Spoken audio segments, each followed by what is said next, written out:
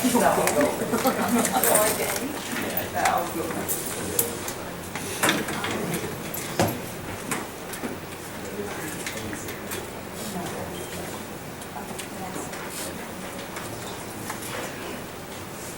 evening, everyone. Welcome to Roselle Park High School Library. Before we start, I'd like to make a motion to go into open. Motion. Mr. Vita, second. Second, Mr. Bowman. All in favor? Aye. Thank you. We were in closed for approximately 1 hour, and we had 4 items to discuss. And the first 3 were personnel employee matter, and the 4th was attorney-client privilege. No action was taken. We have a lot of exciting things to go over and talk about tonight.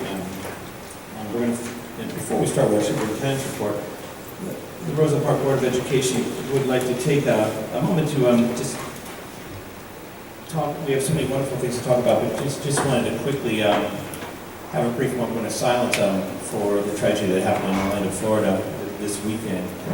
And matter of fact, for all acts of violence that happened, but if we would just stand for a brief moment of silence and remember those.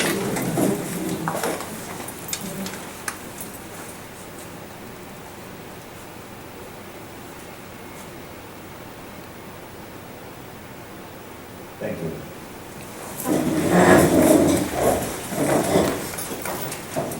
And Mr. Carrito, good evening. Good evening, Mr. Miller. I am going to take the podium because we have a very special announcements to make tonight. So I will take the podium for this presentation.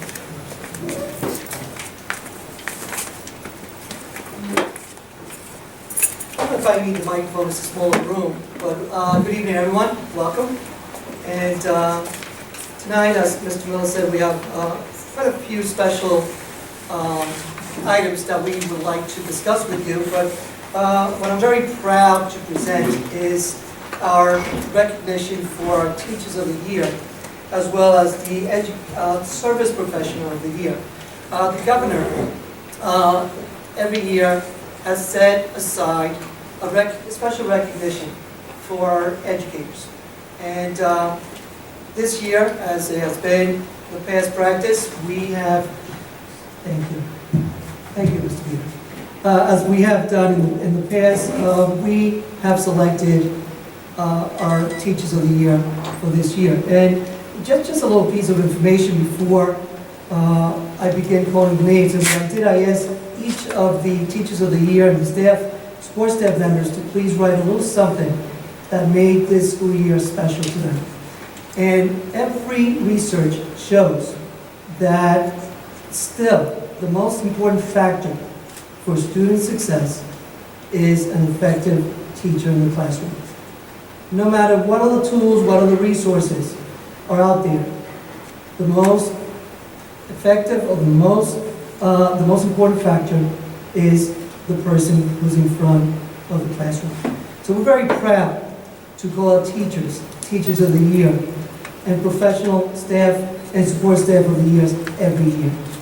I attended the Union County Superintendent's Roundtable Breakfast, I believe it was May 25th, where I got to meet the Teachers of the Year a little bit better, closer. And I'll tell you, outstanding staff. Every year, it doesn't seem to surprise me, the quality of teachers that we have in this district. Also, at our annual recognition dinner, just about a week and a half ago, we enjoyed and we celebrated their accomplishments as well. The principals of each building did an extraordinary job in saying something about our Teachers of the Year. But I asked them to say, what is special about this year? So I'm going to start with the first one, and then I'm going to ask Mr. Nelson if he can please come up. We have a certificate for them, which I believe is like the third or fourth certificate that you get this year, guys. I'll tell you, you're going to run out of the wall because of the many certificates that you are receiving. But it's definitely something that you are very worthy of. So I certainly would do that. So I'm going to start with the first teacher, and that is Ms. Dina Cashin, who is a kindergarten teacher at Aldine School. And she wrote, This year, I successfully implemented an ESL push-in model during the literacy block by using multi-sensory approaches and visual for ELL students, our English language students. In addition, as a district vanguard team member, and those are the people that assist with the technology that we have, okay, I provided professional development opportunities for Aldine staff members to learn how to use Office 365 and the new technology available in our district. I helped create surveys, collaborative documents, and a collaborative calendar to be used by the Aldine staff members. I also created a classroom Twitter account for parents to view reminders and photos of classroom activities, and this has been very successful throughout the district, by the way. My classroom Twitter account has provided highly effective homeschool connection with parents. Lastly, in my spare time, I continue to give presentation on current topics for undergraduate and graduate students at Seton Hall University. So Ms. Cashin takes every opportunity that she can to make sure she provides the best education for her students, whether it's part of the Vanguard team, creative strategies in the classroom. So it is my pleasure to call out Ms. Dina Cashin as Aldine's Teacher of the Year.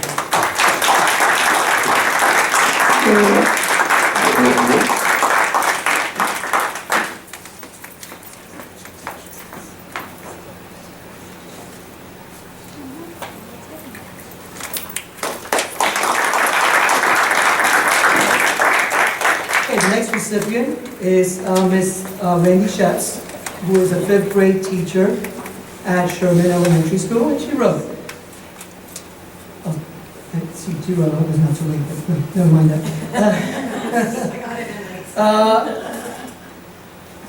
She really doesn't have a specific child to speak about, but her role as a 5th grade teacher, she has found that the incoming 5th graders seem very nervous when they first come into to her class. She often worries on how they will fare when they enter the middle school. There's a huge transition year from 5th to 6th because they enter a brand new building, brand new teachers, bigger building. So it's definitely something. By June, she sees so much growth. And then the real reward comes the following year when they come back to visit and they appreciate all of the skills that Ms. Sheps has taught them to be a successful middle school teacher. So that is such a special, special thing to see your students come back and appreciate everything that you do as a teacher. So, Ms. Sherman, Teacher of the Year, I would like to call Ms. Randy Sheps.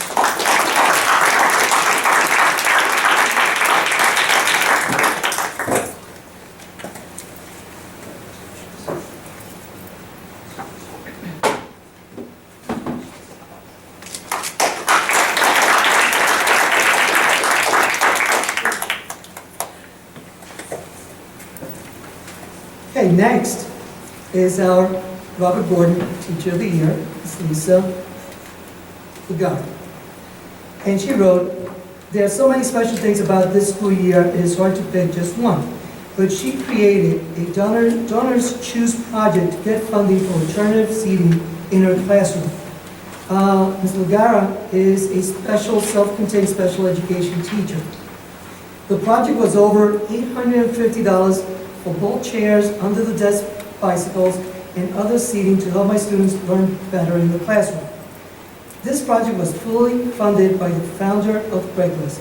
This was such an exciting news to get, and my students are loving the alternative seating options that they now have. Another special event that I would like to mention was the Autism Bake Sale that our students ran this year. The students, not the teachers. They baked cupcakes and brownies, practicing measuring skills and multi-step direction skills, and they decorated water bottles, M&Ms, and fruit snacks to sell to the staff at Robert Gordon. They greeted the staff when they came to our bake sale, and the students took turns taking the staff's order, and they were in charge of calculating and totaling and giving change as well. I was so proud of all the hard work that my students put in for this event. They raised $162 for autism, and they were so proud of themselves when they realized how much they had raised. So, Ms. Lugaro, thank you for what you do. I would like to call Ms. Lisa Lugaro, Robert Gordon's.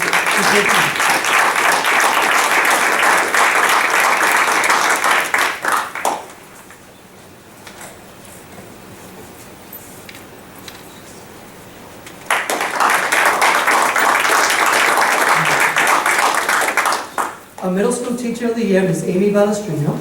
Okay, this school year has been special because it's closes one chapter of my education career as I get ready to begin a new role. After 13 years teaching the middle school self-contained program, I will be moving to a language arts co-teaching classroom in September, which is our initiative here at Roselle Park. Receiving this honor is like the icing on the cake as I look back and reflect on what this experience as a self-contained educator has been. For me, this recognition extends far beyond just myself and shines a light about the importance of a self-contained program in the district. So, Ms. Balestrino, thank you. Middle School Teacher of the Year, I would like to call you up. Thank you.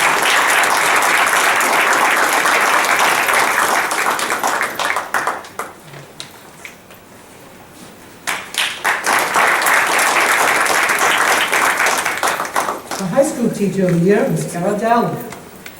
Something special about this school year was that I had two former students come back and visit me to thank me for helping them become the person that they are today.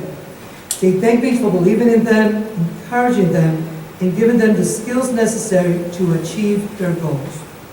One student is now in the Air Force, and the other student is going to Full Sail University to study music production.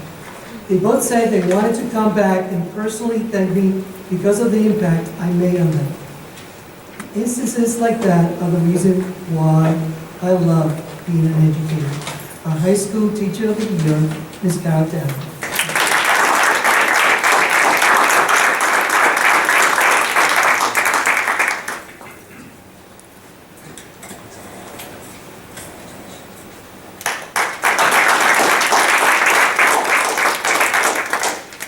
Okay, now a service professional recognition awards. First, Christine Sass, she couldn't be here. I'm sorry? Oh, I'm sorry. Okay. Yes, and I have it right here. I step ahead of myself. But don't forget, best for last, and when you forget, it's even better, right? But because people now have full attention of what's going on. So, our Early Childhood Center Teacher of the Year, Ms. Megan Ritter. This year, I transitioned into teaching a full-day pre-K integrated program. I was a challenge moving to a new schedule. It was a challenge moving to a new schedule routine with a class of new students, but we quickly found a rhythm that worked for us. This year, I have made parent involvement and communication a priority, making sure that parents always have the opportunity to be informed and included in their child's learning. I was also fortunate enough to attend the New Jersey Pre-Kindergarten Conference. From this conference, I received useful information that I was able to share and implement upon my return. As part of the ECC team of teachers, we have all worked to establish connections with organizations such as the Special Olympics and the National Association for the Education of Young Children to strengthen our preschool programs for all students. And if you walk into the ECC and you walk into Ms. Richter's class, you certainly see how special it is. The Early Childhood Center Teacher of the Year, Ms. Megan Ritter.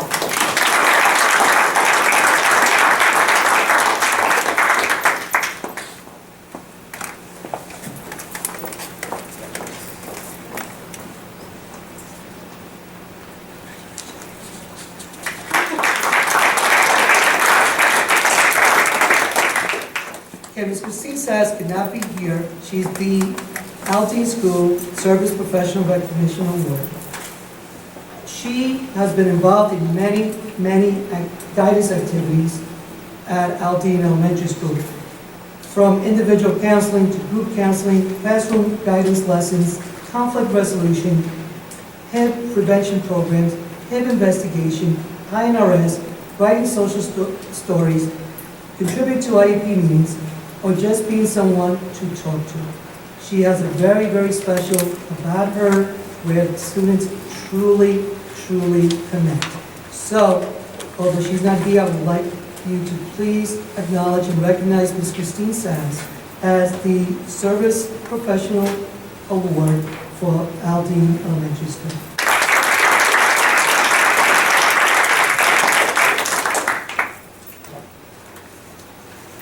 Okay, Ms. Karina DeLillo, who is the service professional staff member from Sherman Elementary School.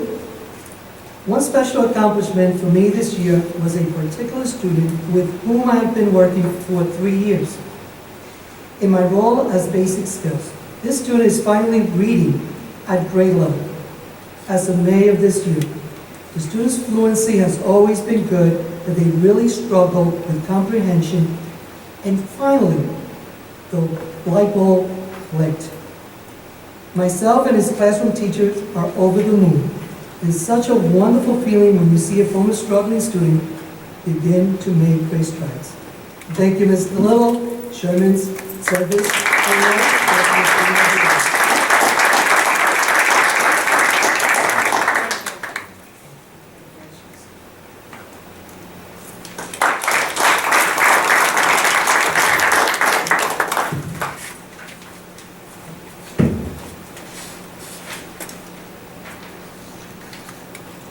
Okay, Robert Gordon's Service Staff Recognition Award goes to Allison Cameron. I've been employed by the Roselle Park School District for 6 years now, and I truly enjoyed working with the children, parents, and staff. This year, I had the pleasure of working with Mrs. Stacca, who is the school nurse at Robert Gordon, to create the first ever Robert Gordon Walkathon. As a school, students raised over $2,300 to be used for special programs throughout the year. The students, staff, and parents really enjoyed this event as it promoted a sense of community and allowed us to use the funds towards kindness initiatives for the school. Some of the programs that we implemented this year with the profits included the Pool Curve Challenge and bringing in a special speaker to educate the 4th and 5th grade students about pooling. So, the 2015-16 was a great and successful year. So the Robert Gordon Service Professional Award goes to Ms. Allison Cameron.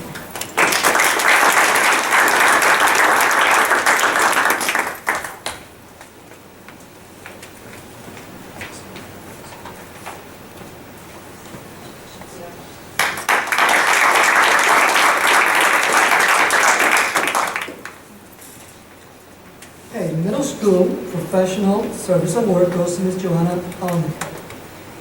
As a lifetime Roselle Park resident and graduate of our school system, good class of 2000, now we don't give it away.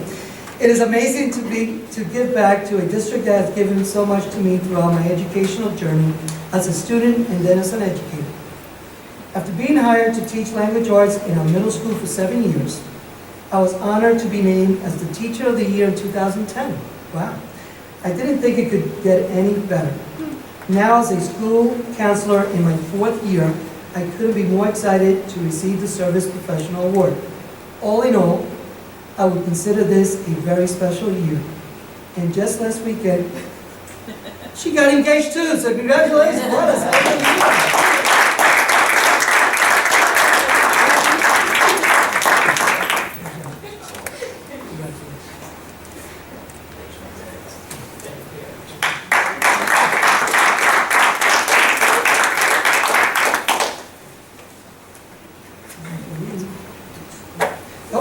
We have one more, Ms. Andra Casadoy, and I believe she couldn't make it here tonight.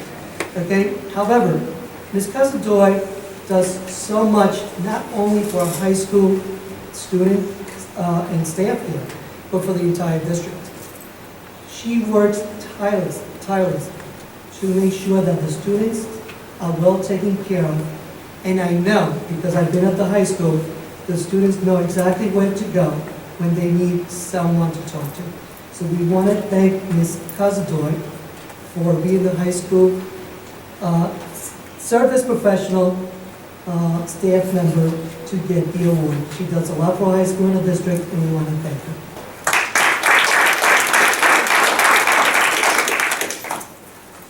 her. And that's all the recognitions we have, so I want to congratulate each and every one of you. Continue doing the work that you do. And I know that you do it for passion and the love that you have for children in Roselle Park. So on behalf of the board, we want to thank you and congratulations. Thank you.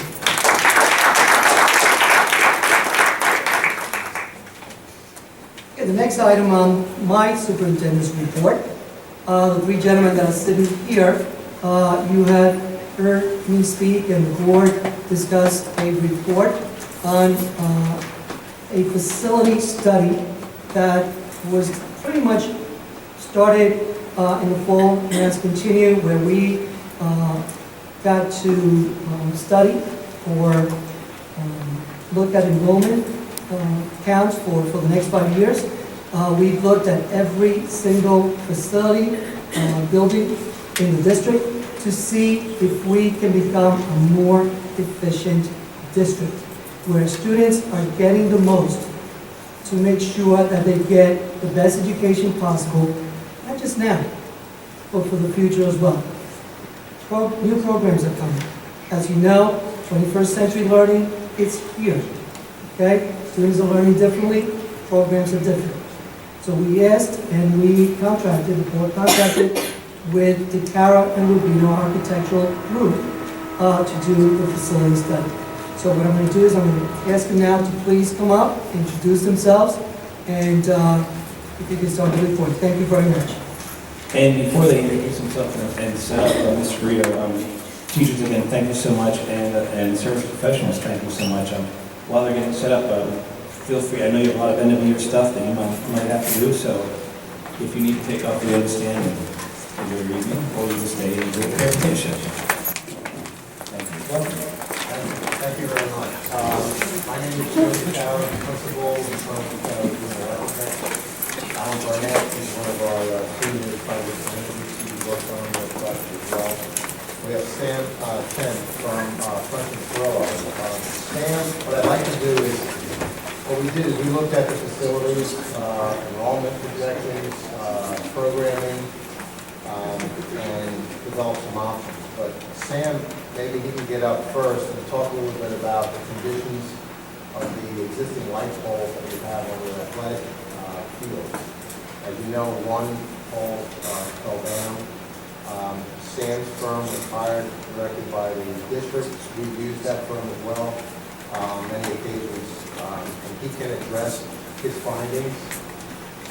Mr. Chair, speak into the mic just a little bit. Thank you, sir.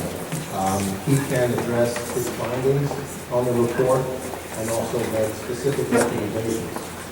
After that, we've also contacted a mechanical engineer and also developed a plan with one of the leading lighting, field lighting reps that do a lot of the installations to get some budgetary numbers for the magnitude of the replacement we get into a little bit later.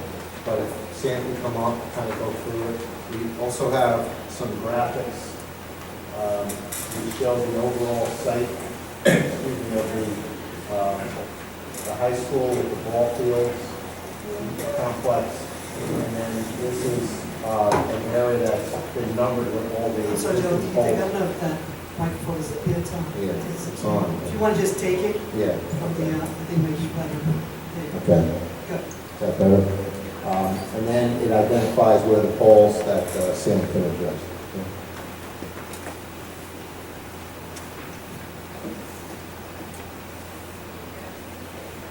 Hi everyone, my name is Sam Chen. I'm from French and Perello Associates. I'm a licensed structural engineer. I've been practicing structural engineering and forensic engineering in New Jersey for 20 years. Regarding the light poles, we all know that on April 3rd, around 9 to 9:30 in Sunday morning, and there was a strong wind gust, and one of the light poles on the north side, there's no number on that, but you can see that dots just by that, the baseball field on the north side, that pole fell.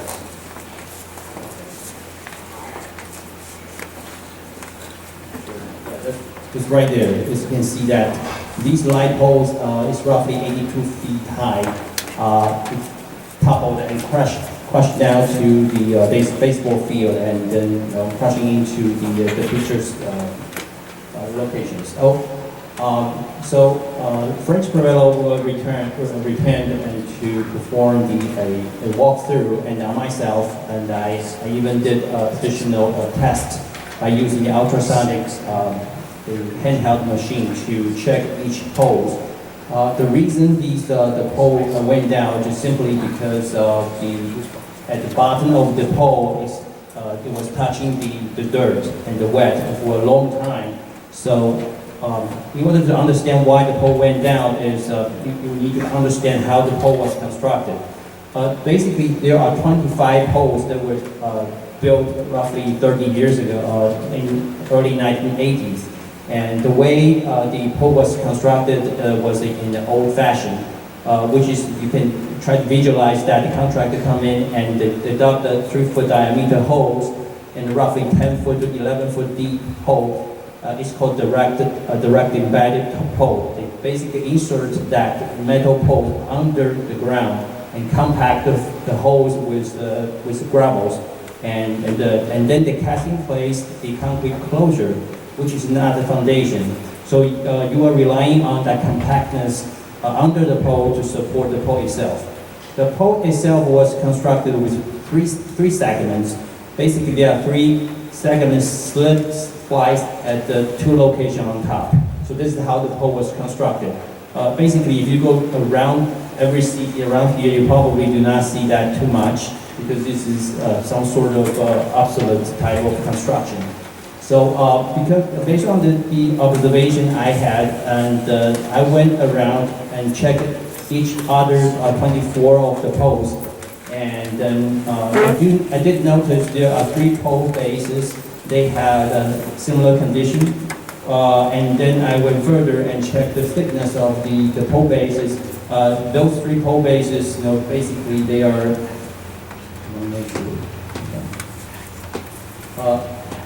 There's number 6 right here, and the number 12, and number 24. These 3, again, 6, 12, and 24, they all have the similar situation.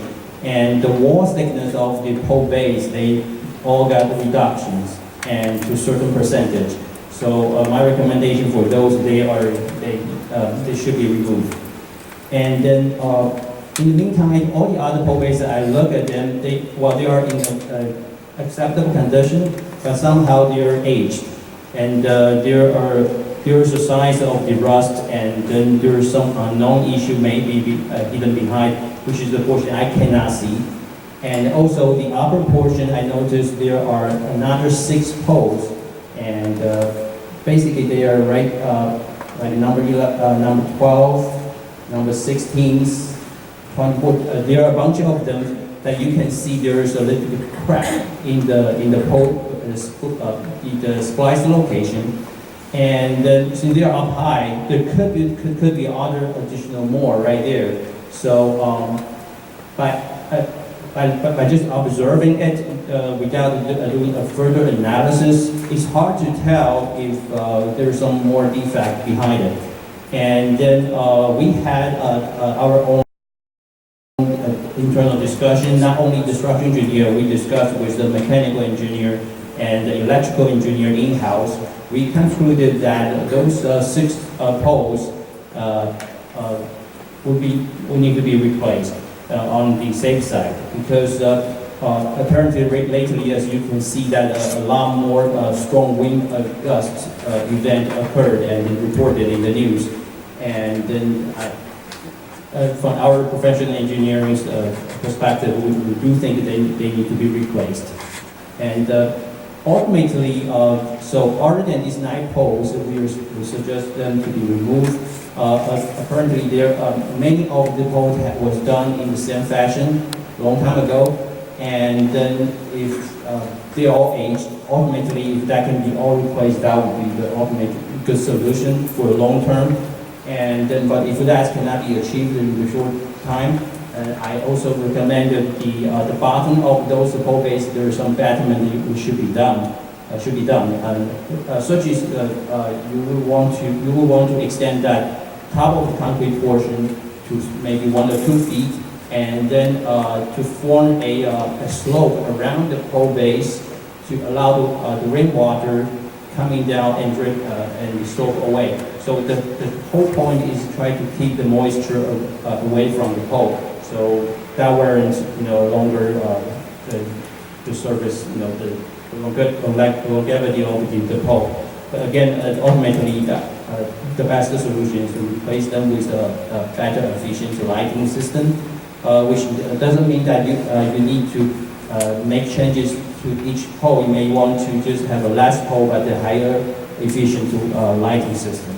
That's based on our engineering perspective. Questions?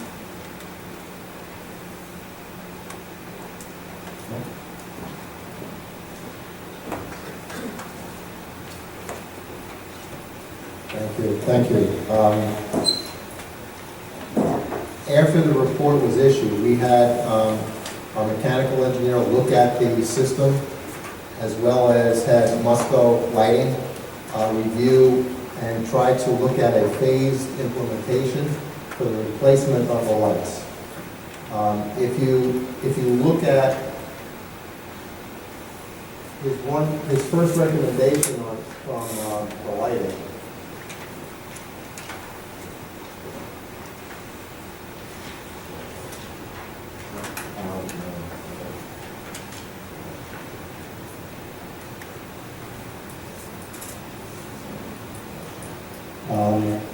one of the things is if you had the engineer's report to remove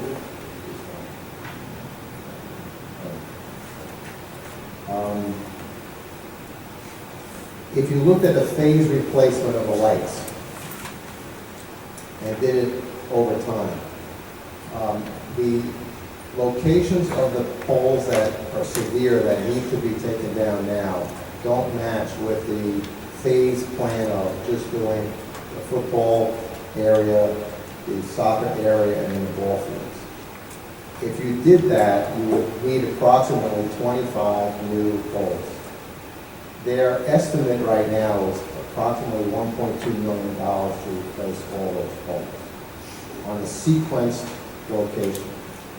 If you remove the poles, all the poles, and then you did it all at once, you could reduce, based on the new light system and the intensity of the lighting, you could reduce the 25 by approximately, you could reduce them, I think, eight poles. You could eliminate 8 poles and still maintain a 50-foot candle level for lighting. That would be in the neighborhood of about $900,000. So that's, and we've confirmed that with projects that we've done, with the number of bidding, things like that.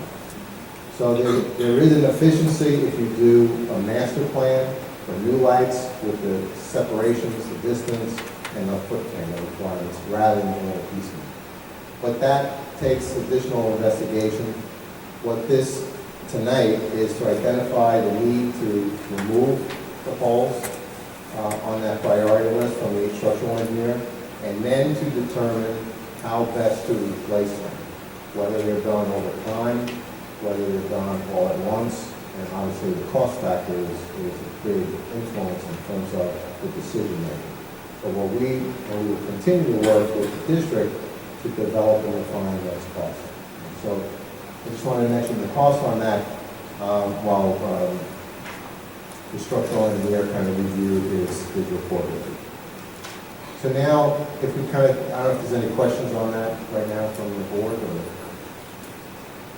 Okay, I'll go through the 2 aspects of the overall facility report that we were engaged to perform. The first, sure. I do have a question. Why the discrepancy of cost between the 18 poles, if you do it all at one time, versus replacing the poles piecemeal? Well, you're going to need more poles. If you leave some of your existing poles and they have to replace, they're doing, they're all over the place, okay? They're throughout the fields. So you have to get a crane, you have to remove certain ones, come in and install a few in different locations. Then, when you take the next phase, they have to bring a crane back, then they have to remove poles, and then they have to do some more. So they're out of sequence. Plus you need more poles. So if you took all the poles down, as an example, and you did a new plan, a lighting plan, with photometrics, foot candle requirements, you can use less poles. to accommodate the lighting level that we need to meet this current standards. So less poles will cost obviously less money. You only have an erections charge one time, the crane's there to do all the poles and do all the foundation work at one time. So there's an efficiency in preparing and installing the poles.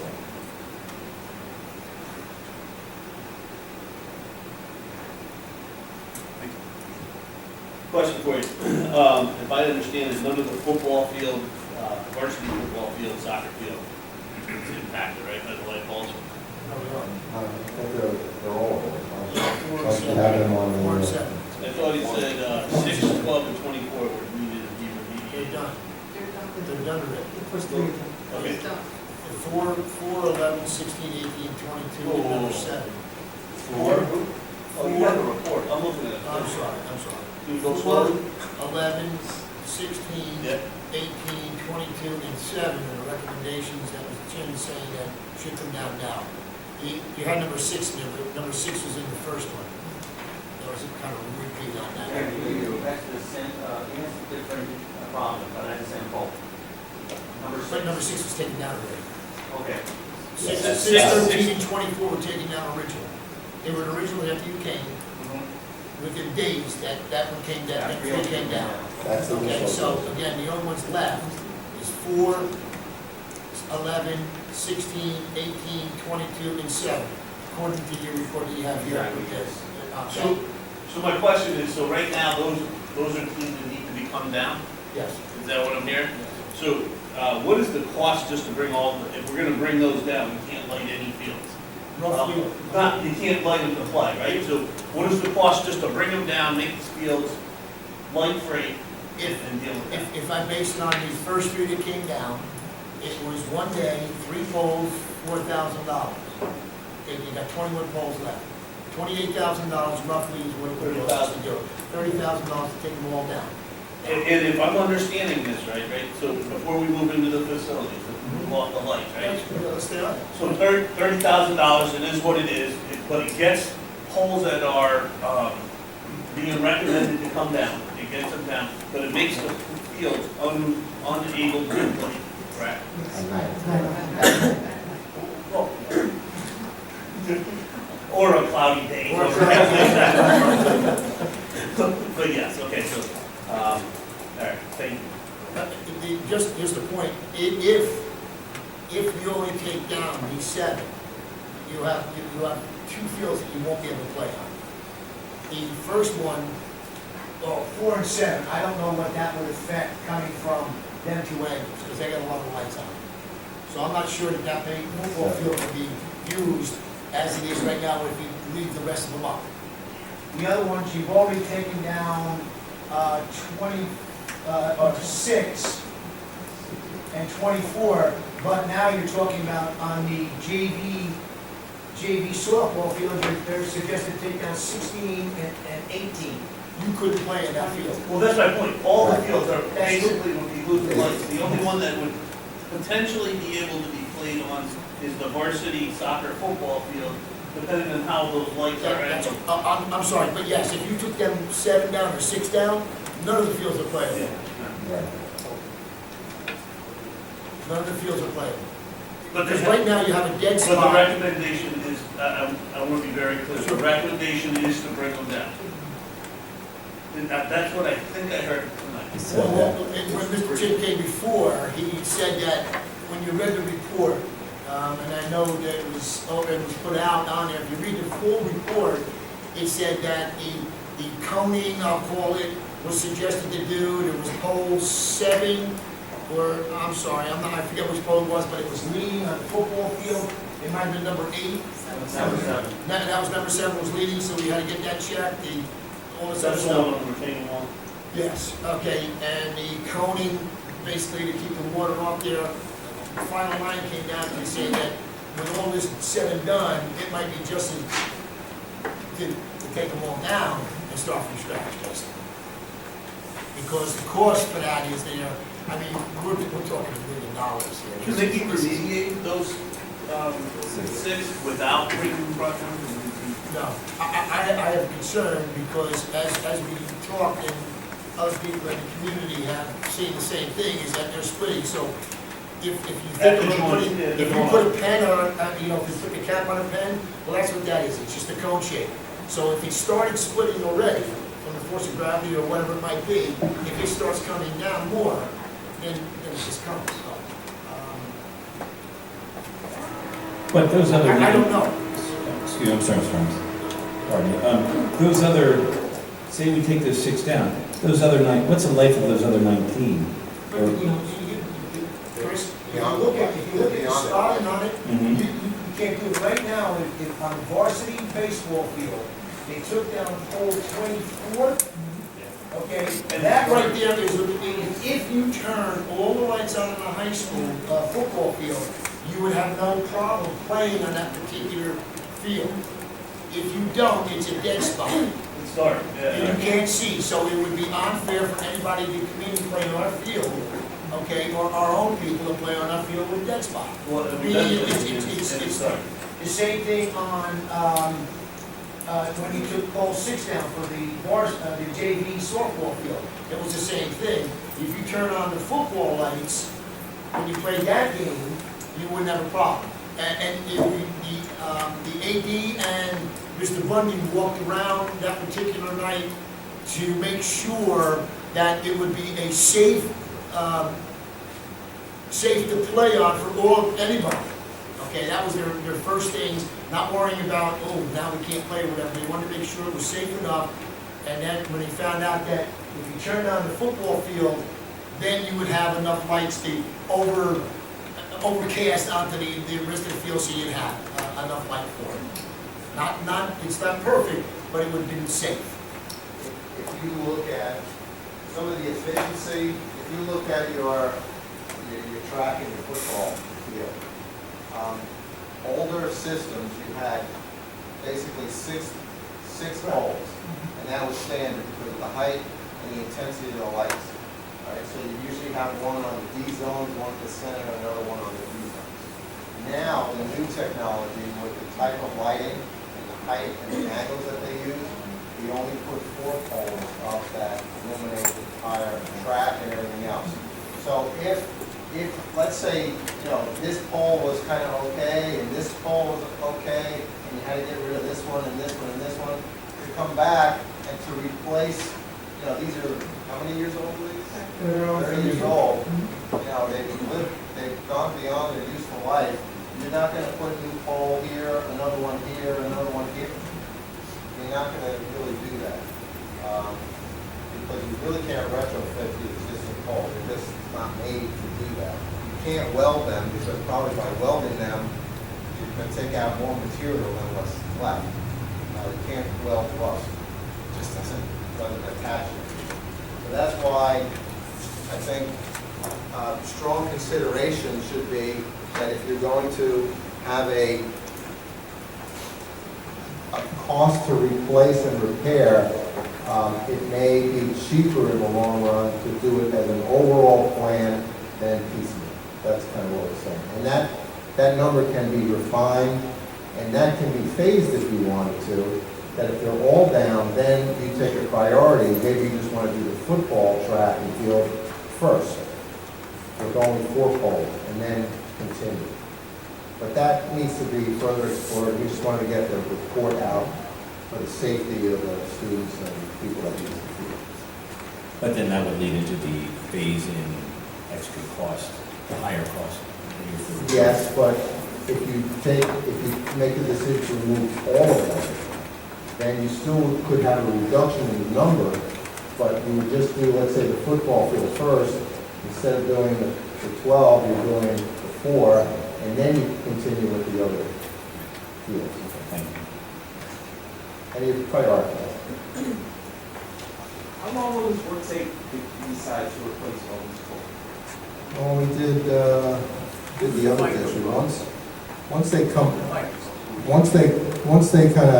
you bid it, I mean, you still have to go through a bidding process, you have to do the plans, bid, award, but typically we do these over the summer, so they're usually like 8 weeks. Once they have the poles up, they do the foundations, set them, it's probably about an 8-week period.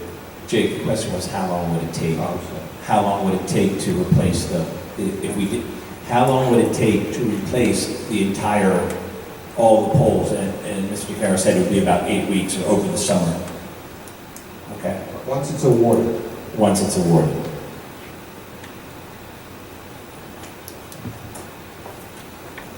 Okay, so,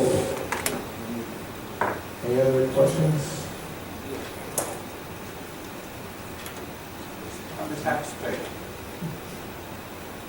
Mr. Miller, Yes, sir. may I ask a question? Sure.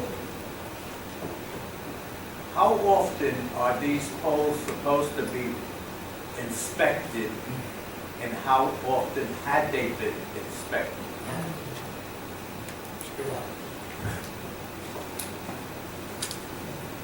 Sam, I don't know if you, there's no real, What? from my recollection, from my understanding, That you The- understand. the new poles rarely get inspected with the durability and rust-free components that they use today.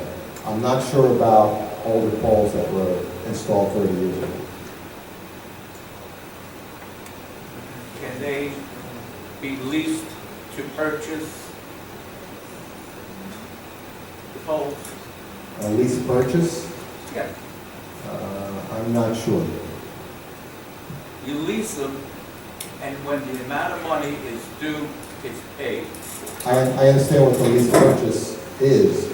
I'm not sure if the Board of Education can enter into a lease purchase for more than a certain number of years to pay for it. There are certain regulations that the board, as a public body, has to adhere to in the public bidding laws. And you need, your financial advisor and bond counsel to advise that. I don't know if your BA can respond to that, but lease purchases only can be done a certain number of years. Is this project going to go out to bid? We haven't made that determination. Okay, thank you. And we'll proceed now with the Okay. report. Thank you so much. So the report is in two phases. One is the physical conditions of your buildings. And what we did is we went through each facility, looked at it both on architectural building components. We looked at your site, we looked at your building envelope, that's your brickwork, your doors, your windows, your roofs, general conditions. We went inside the building, looked at the materials, mechanical systems, lighting systems, PA systems, all of those areas, the major components of the school building that you have. The report was established, it was reviewed with your facility director, also, with your superintendent, BA. One of our staff members went through it and went through line by line item. The report basically is very easy to follow. It identifies the element, and it kind of follows the same review that I mentioned. It goes through the outside, then goes through the inside of the building. It gives an overview, and it identifies photographs of specific areas that have been identified of concern that need to be replaced.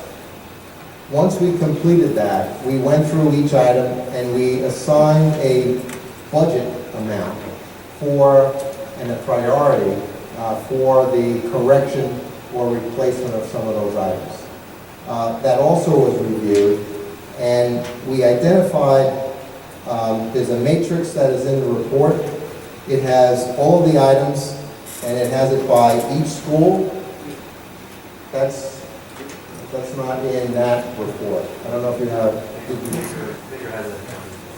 you have it on yours? We issued the final report.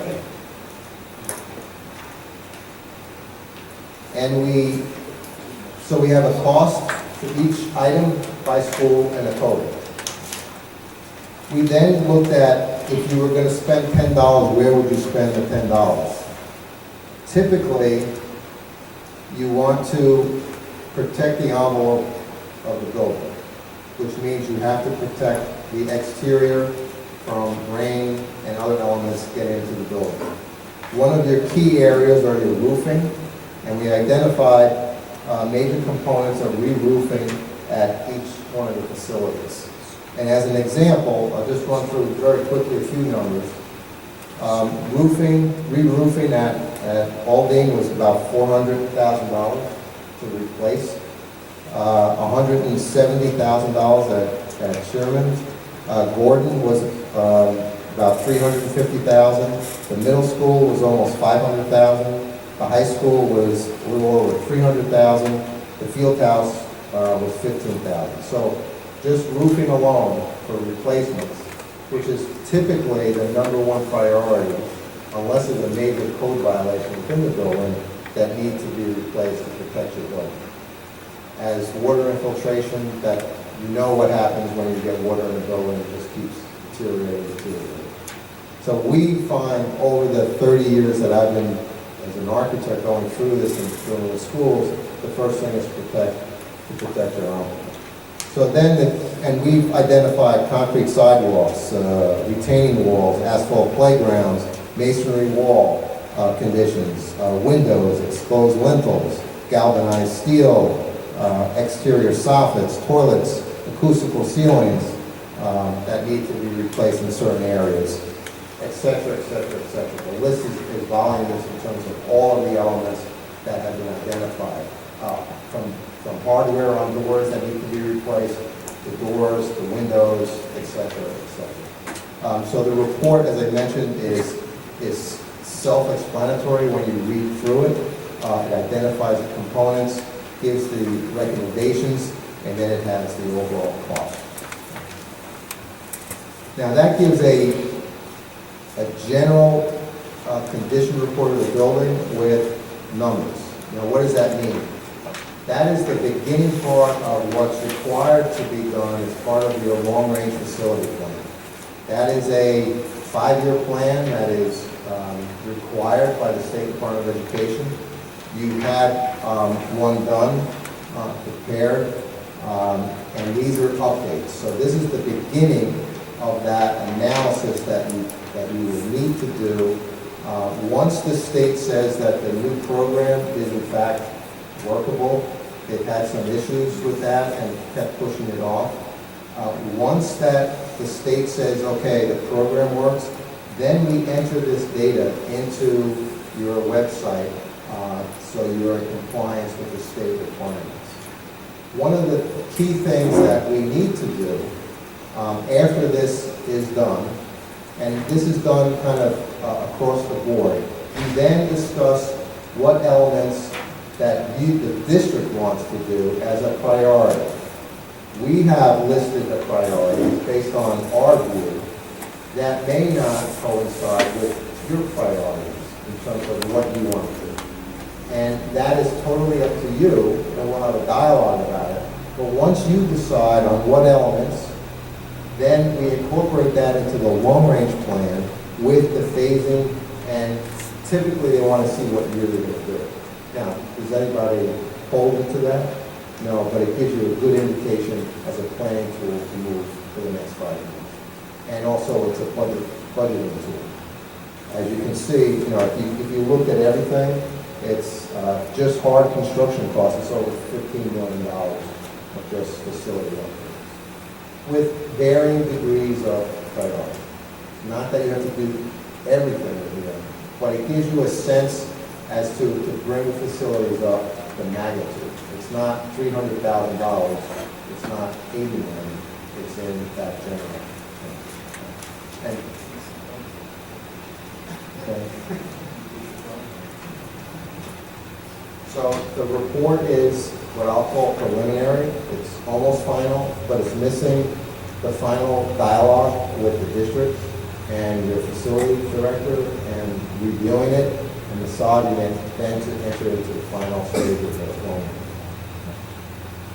Now the next component is looking at your facilities again in terms of the capacity of the buildings.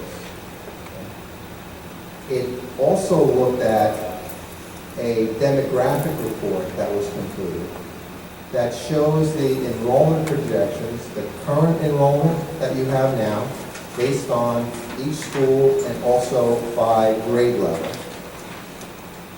and it projects it out to 5 years. And that's the maximum the state will allow you to look at.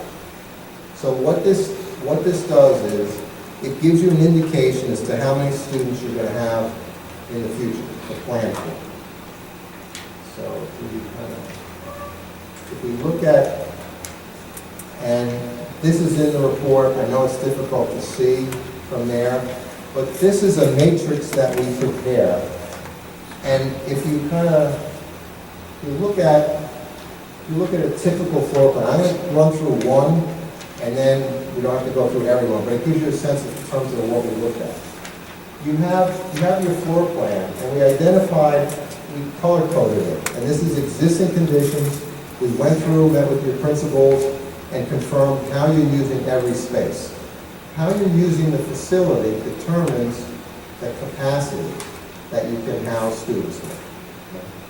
So your classrooms in elementary schools are capacity-generating spaces. Based on the size of the classroom and how it was originally approved, we determine, can you put 24 kids in there, 18 kids, 10 kids, etc. Other spaces, which are called, what we call our pullouts, those are your art rooms, science, music, things like that. You have the body of the population sitting in the classrooms, and that population gets pulled out and goes to art or music or to the cafeteria or to gym. Those spaces do not aid in the capacity of the school. Okay? So we identify those spaces. You also have special ed spaces and small group instruction spaces. Special ed can be a pullout or it can be self-contained. So we identified all those and we determined what the capacity of that school is. Right? And this first one is Albany, and we have the chart that Alan is standing next to. We went through every room, identified the square footage, and then we determined, based on the projected enrollment, how many spaces do you need to meet those enrollment projections. And I can't read it from here, Alan, but what was the... All the projected enrollment in 2020, 2021, if you bring over your early childhood center, you would need a total of 4 classrooms. If you do not bring over the early childhood, you need 1 classroom. Okay, so 1 classroom isn't huge, but it means if you don't include that 1 classroom, you have a higher student per classroom ratio than is desired by the district. And you also have to have that approved by the State Department of Education because you exceed the recommended class size policy, right?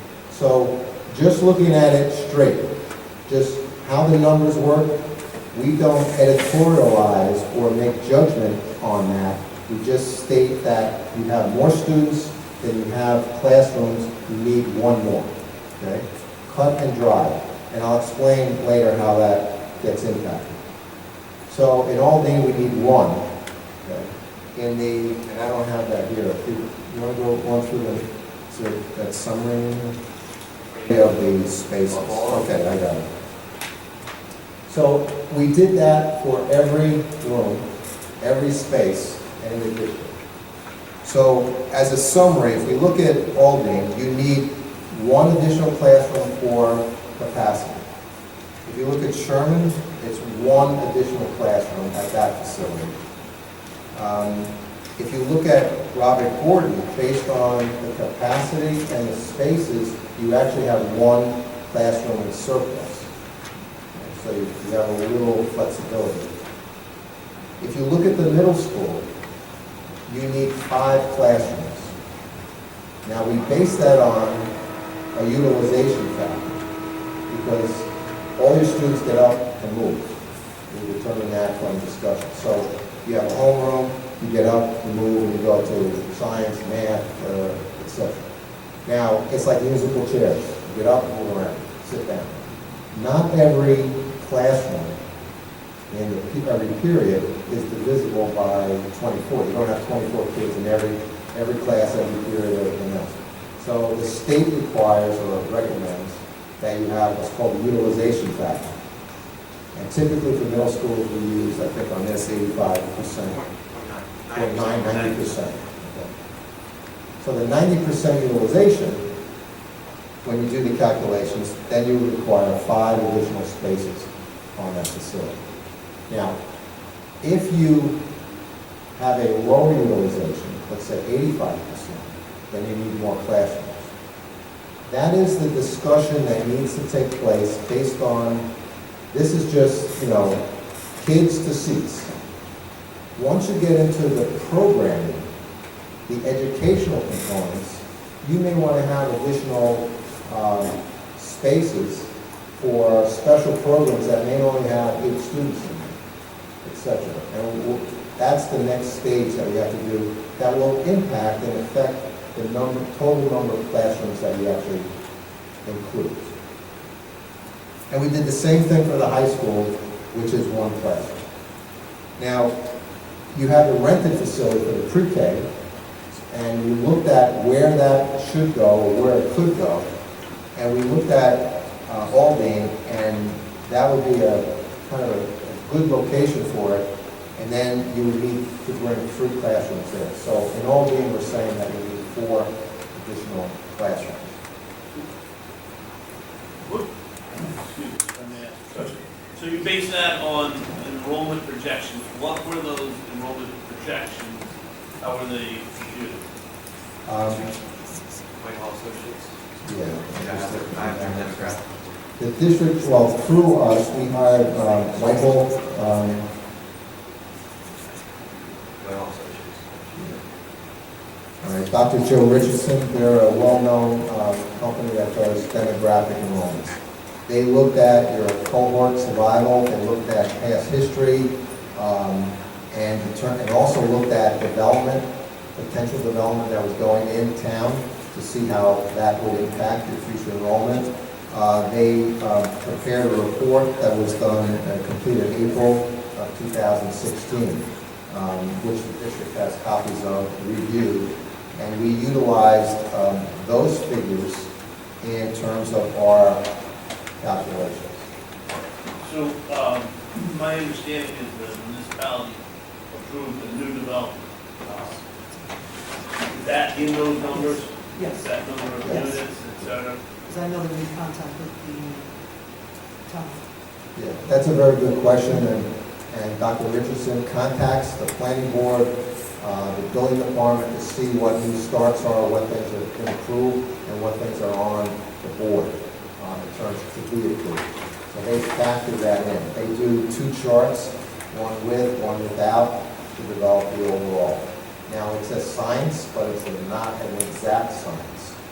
They've been pretty successful in terms of their accuracy. And what it also does, it looks back in the history. There's inward and outward migration in districts. Some communities have more inward migration than out, and the aging of the population and new kids coming in. They factor that in, and they look at the history, and then they project that in the future and try to accommodate the best they can with future development that is planned for the community. So without this development, what were we looking at as far as classrooms? Because if my math is right, we need 1 at the high school, you said 5 at the middle school, and 2, net 2 at the elementary? I have to see how it's broken down in there. 4 at Aldine. No, forget about the early childhood. Yeah, but yeah, right. Right, so it's You do 1, have it, you do have early childhood. 1, 1, 0? 110. 1, and 5, and 1, so High 1, school. 2, It's on page 3, 22, it's a summary. Right. 8, you need 8 classes. And post, what was it without the development, is the question. You get an increase of, with the development, you get an increase of 77 students. So we would have to factor that in. So 3 He classes. didn't pull it out on this report. He has it, but he doesn't have that report. So we don't know? It's not in this, it's not in that report that I can pull out. I'm sorry if I'm, No, I can't, I don't have, he doesn't separate the numbers in this final report. it doesn't separate the numbers, but they're in the final numbers. Yes. The development is included. The development is included in the 2021 projected enrollment. It's an additional 77 students that he projects out from 3 developments. Oh, there it is. Meridia, 77. Meridia Roselle Park Building A, Meridia Roselle Park Building B, and Somerset Development Option 1. Those are the 3 projects that have been approved by the planning board. That's not true. We're not doing that. It's not 77. The higher the low. It's low. You're projecting in the A and B, media, 6. If that, that's what they're saying, and then the other areas that they're building, the building. Who's projecting it? The developer? The developer, and that's it. I'm on the planning board. Okay, so that's how we had, what's the other one was added to that, and that 77 was also which buildings? Somerset Development Option 1, I have no idea what Somerset, which is. To me, so, and I What it comes don't down, what it I don't comes want down, to debate the numbers here. we're not gonna but debate the numbers, but Avalon Bay, okay, is where the projection of that 77 came from, which that's not even knowing, which is Romanovsky's property. Right. Okay, now the other one is the numbers going in there, so when they say 77, what they got from that 77, okay, was from the zoning officer. That was the projection that they got. So, I guess, so for somebody like myself that's been in Russell Park a long time, I remember when we knocked down the building, and then 5 years later had to go to build up new buildings in addition, right? And we knocked down the building, because we had there was money, but there was a projected not used for it. And then 5 years later, we had to build an addition here, bring the 8th grade over here, because we couldn't house them in the middle school. So as a town, we've been kind of down this road to make sure that those projections are really solid projections, and that's why I was just questioning it. So, And I'm not sure where the projection of the number of students can come, because the one properties that was supposed to be in that 77 is not even on the books yet. You know what I'm saying? They're saying that this is gonna be a development on Westfield Avenue that would house 213 apartments. Not that one. Oh. The Romanovsky's property. That was 260? Yeah. 260 apartments at that point. And they were supposed to be the housing where you cover. The other over here is 210 apartments going in here, where there are only 1 and 2 bedroom apartments. This report shows about 240. Well, if they can afford $1,800 a month, okay, come in here and pay that, and let them do it. The Meridian is 213. 213. We have kids coming in, 213 apartments. yeah, that's my point. So Because even if- they also break the report down to the number of 1 bedrooms, 2 bedrooms, and 3 bedrooms. And that determines. You're reading that report, there's no 3 bedrooms. Okay, they have, well, I don't know, Now, this is called it's 2 bedroom Somerset. and a den. It's not a bed, it's not a bedroom. It's a 1 bedroom, 2 bedroom, and a den. It's a 2 bedroom with a den, that's what it is. That's what it shows up. We're not gonna sit here and debate on what has to go with that. So much Keep going. So they're saying they have the number in there. You're right, it's It's in- 77. Now, what I mentioned was, that is just population. Then you have to look at your pullouts, your special ed areas and things like that, which will typically add more classrooms. So if you continue through the report and the plans,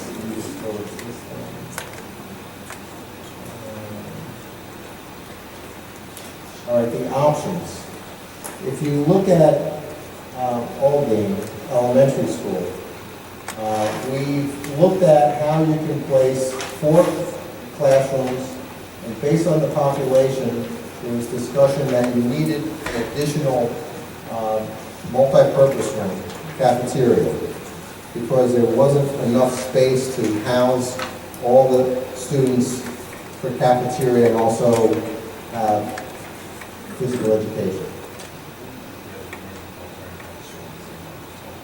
So we added an addition that incorporated that with the 4 classrooms. That's the 1 classroom for population and eliminating the rented facility, bringing over the 3 pre-K classrooms.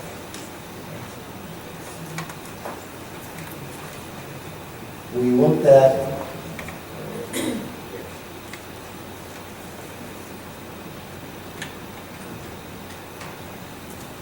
Sherman Elementary School was another one that had the 1 classroom addition. So we wanted to show you where it would be easily additional at Sherman to bring in a 1 classroom as per the demographic report. Typically, you may not build a 1 classroom because of cost per square foot, but what we're showing right now is what is required by the demographics. The middle school is the one that required, I believe, five classrooms. This one you almost need a side-by-side comparison of the existing conditions to what we proposed. From a site standpoint, you have room between the middle school and Gordon to your left to allow this addition on the left side. The issue with this is we would be renovating a media center that was done, I believe, in the early 2000s. That led the most ideal location for the addition, so you would make an L-shaped media center, create a corridor down through the middle. You would pick up a classroom on the first floor level, and you would pick up 2 classrooms out onto the addition. At the upper level, it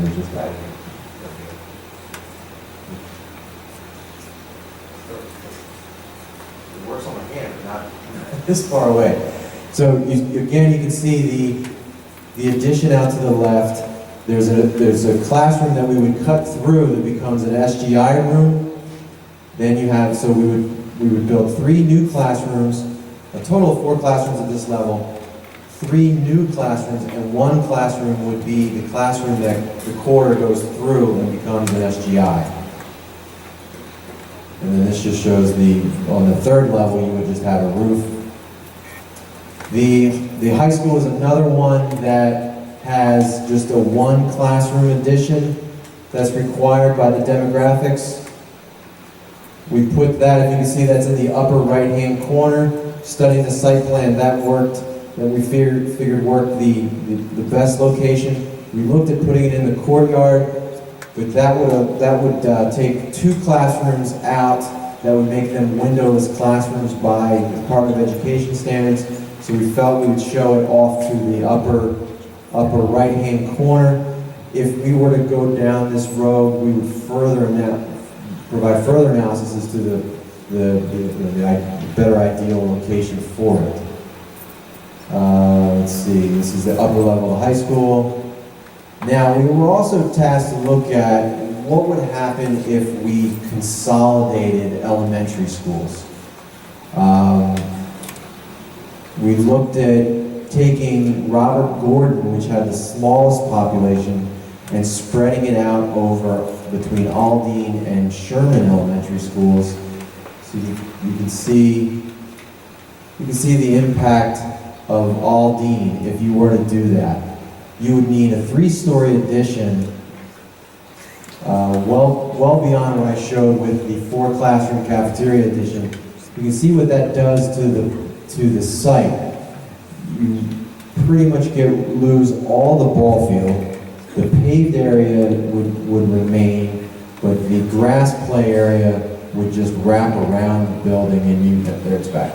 You would you would lose this ball field up here, you would get minimal play area on either side.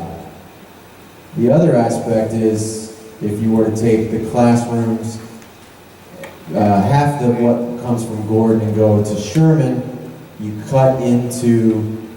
significantly cut into the paved area. Then we also took a look at what would happen if we got rid of all 3 elementary schools, consolidated to one big elementary school, one big pre-K 5 elementary school, and we chose the Robert Gordon site because that had the biggest footprint, but it shares it with the middle school. So you can see what that would do to the play areas. You would lose the soccer field.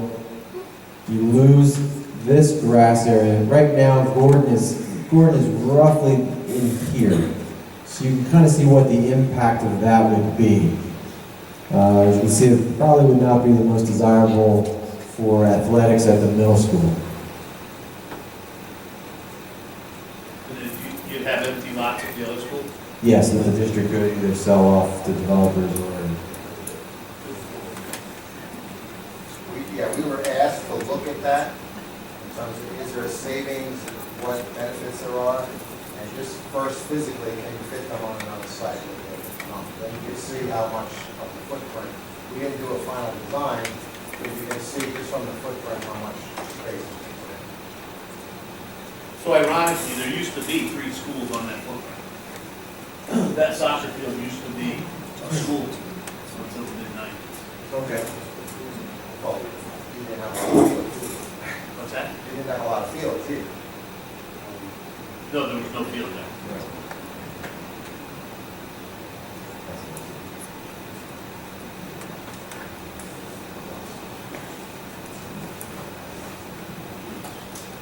The one of the plan we did not show, I thought we had, was at the high school, was to add take the administration out of the building that you have now and incorporate it onto the high school site. If we go back to the high school, actually, let me go back to it. One area that we looked at on the side of the auditorium of the stage, there's an area, there's sufficient area, there's parking, there's a fence line along this side. You can include the board office and the space and the square footage needed for the board office in that general location. I don't know, Alan, did you show it on that point? Just do. So as you can see, one of the things, if you wanted to sell the Board of Ed building and move that program over to the high school, this is you've got a paved drive here with a parking area back by the gymnasium. We would tuck the Board of Ed office over here. So we would tuck the Board of Ed office off behind the stage. You have the front drive with parking, where you could share parking with the high school. There's also this area back here that could be dedicated Board of Education parking, that we would take, and then you could then sell off the Board of Education property and take some of the proceeds from that to build this building. So then what we did is we looked at the options, assign the square footage for the renovations, and just to determine magnitude of cost in terms of what the various additions would cost. If we look at Aldine, the one-story addition, which would incorporate the 4 classrooms and the renovations that are associated with it, the mechanical systems, it's approximately $6.8 million. If you look at Sherman Elementary, the 1 classroom is $600,000. The middle school is $8.6 million.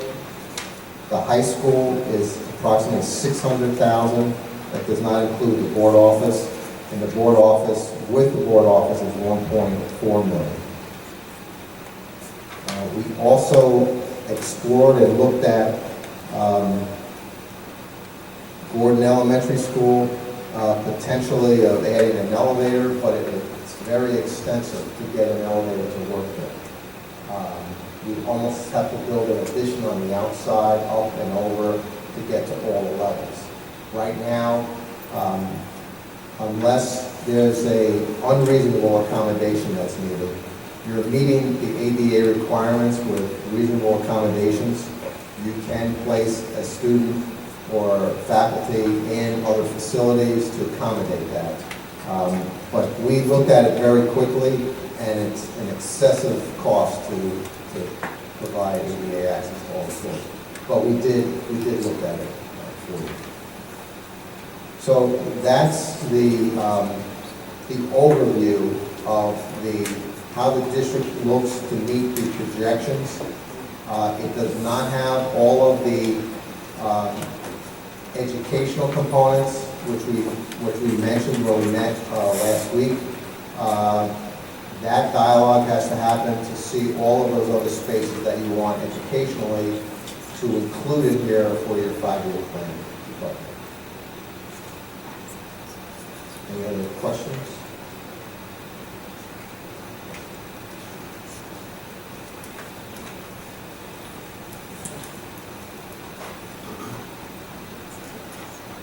Thank you. Okay. Thank you very much. Thank you. Thanks, Al.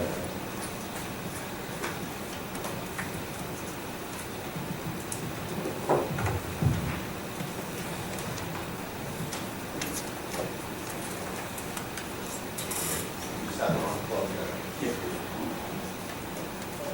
Can I ask a question? Why not, right?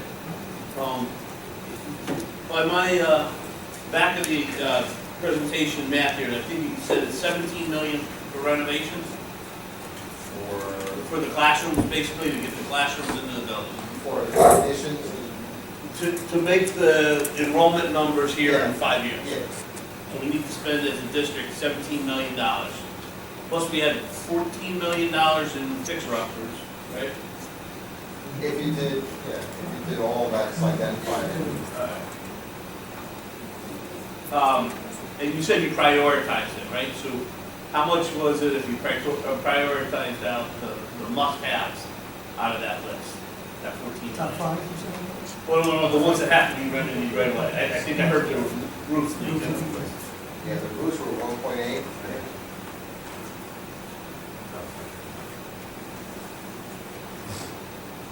I'm just trying to understand how much we have to raise in the next 5 years. Unless you guys know. Priority list is 11.4. It's on the priority list.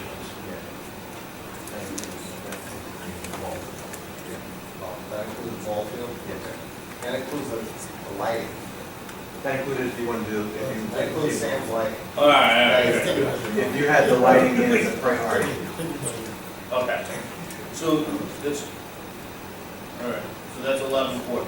And then there was one there that remedied some of the renovations by consolidating the three elementary schools. But you still have to do renovations to the middle schools and the high schools, right? Okay. What does it cost for a building like that to be constructed? Big one. Big one? Based on the square footage, it's about 40 million. 40 million. Plus you still have to solve for the middle school and the high school. Correct. You still would need to put the additional at the middle school. Right? Yep. You still have to do that. And what was that? Well, I thought that was Sherman. No, How much was Sherman? The middle school is 8.6, Okay. right? Then you have the high school, which is, that's one classroom addition. Yep. That's 600,000. And then an additional 1.5 if you were bringing board of ed office over. Okay. And what was Sherman School as far as renovations to meet the enrollment number? Sherman is one classroom to meet your enrollment numbers, that's 600,000. 600,000. 600,600. So I apologize, I'm short like 600,000, so it's really about 18 million. So it costs us about half to get there. If you build a new elementary school, Yeah. So what is the youth, so one of those things, right? How long would that building be anticipated it would be? What's the lifespan? So our elementary schools are all now 100+ a years. state-of-the-art new building, what the life expectancy is, Yeah. probably now at least 60, 75 years.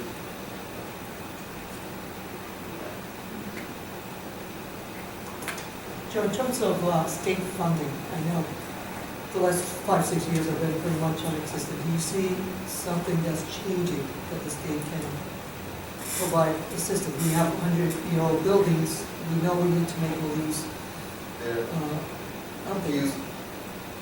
if you bond, if you go out and bond something, the state will give you 40% debt service every year. How much? 40. So whatever your principal and interest payment are, Yeah. of whatever referendum amount you come up with, for renovation only, and you have to separate renovation versus new additions.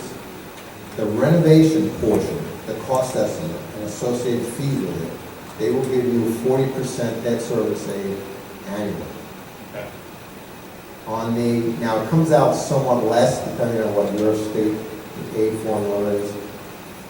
Now the additions, okay, if the additions are all eligible, and there's a very complicated formula on how to determine that. But let's say you were building an addition, and you're going to build it, a 10,000 square foot addition. The state will give you 40%, okay, of $140 a square foot.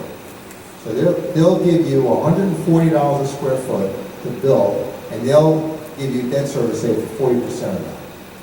So you say, oh, okay, I get 40% on my addition too. You don't, because it's going to cost you $325, $350 a square foot to build. So when you do the math, you're getting maybe 15% on that amount. So on an addition that you can prove you meet the unhoused students, you're going to get about 15%. On renovation, if you do roofs, windows, boilers, all those things, you're going to get 40%. That's aid. So if your referendum amount was $10, it's going to cost the taxpayers something less. And in renovation is new addition, new buildings? No. What, New building is new construction. and what is that? Do they offer any, Yeah, that's the other side. You're building new square footage. They're going to give you 40% of the 141. Okay. That's Yeah. it. New additions, that's it. Renovation is different. So if you're going to renovate more, you get more back from the state. Now there is some, we heard that there may be some ROD grants in the future, not this year, maybe next year. But we're just hearing stories about it. Those are the ROD grants that you get 40% on the project. And you don't have to incur debt for that. Basically all renovation. Renovation work. ROD grants are renovations, they're not related. So if you do a fire alarm, window lighting projects, central roofs, you have the ROD grants. But that's not any time like right now. and that doesn't help us for our role? No, that's just facilities. That's to help, that was initiated to help districts catch up that I need, windows or roofs or whatever. But they all got depleted, almost 2 years ago. They had like 2 summers to do the work. But we heard that there may be something coming up in the next, year and a half. But just for renovations. Just for renovations. The only thing you get dollars on for new construction is you incur debt, they give you the service aid. But only around, it works out to about 15%. Of total. Now, some districts like, you were looking at, you consolidate two schools and build the school. We're working in a district right now where they have two schools. They're both underutilized, and it's in a very desirable location. One of the schools, and the developer is looking to buy that piece of property to build condos, and they said, we're going to pay you X dollars, and they said, I can take that X dollars and build the addition on the other school and have one school consolidated, cheaper, easier, more efficient to run. Boom, you got a deal, we can do that. Some communities can do that, but you have to have a design, you just don't want to mothball a school and not use it, you got to sell it. In order to do something, to close two schools, you got to sell it, to use the proceeds to help you build a new school. Then you have to weigh on this site, do I overload that site? Like at the middle school, if I'm going to build this big elementary school, where are my fields? Where's this? Where's my parking? Where's all this other stuff? Am I just physically overburdening that site? And you can see that once you mass it out, you kind of see that it's self-evident in terms of whether you can actually build something. That example you gave us about the two schools, consolidating the two schools and selling it. How large is that school that is sold? In terms of to the contractor who wanted to do the condos that you're talking about? Well, it was a large, long site, and it was in a south town, shore community, and the developer was looking at, they were going to pay him a lot of money for it, close to $10 million. So they were using that for This is just a short-term solution that I'm thinking about. We mentioned the 21st century and the movement and how it's here. There are options within the schools, and I'm not sure what exactly the media centers look like at each level, in the middle school and the high school, what it looks like. But the movement in education really is to put the technology in the hands of the child rather than a classroom. So it seems to me that there are short-term solutions to gain extra space in the interim before major decisions in buildings can be made. Whereas is the media room really necessary at this point? Or are we at an age and a time where every child is working on a Chromebook in their classroom? So there are options in the interim.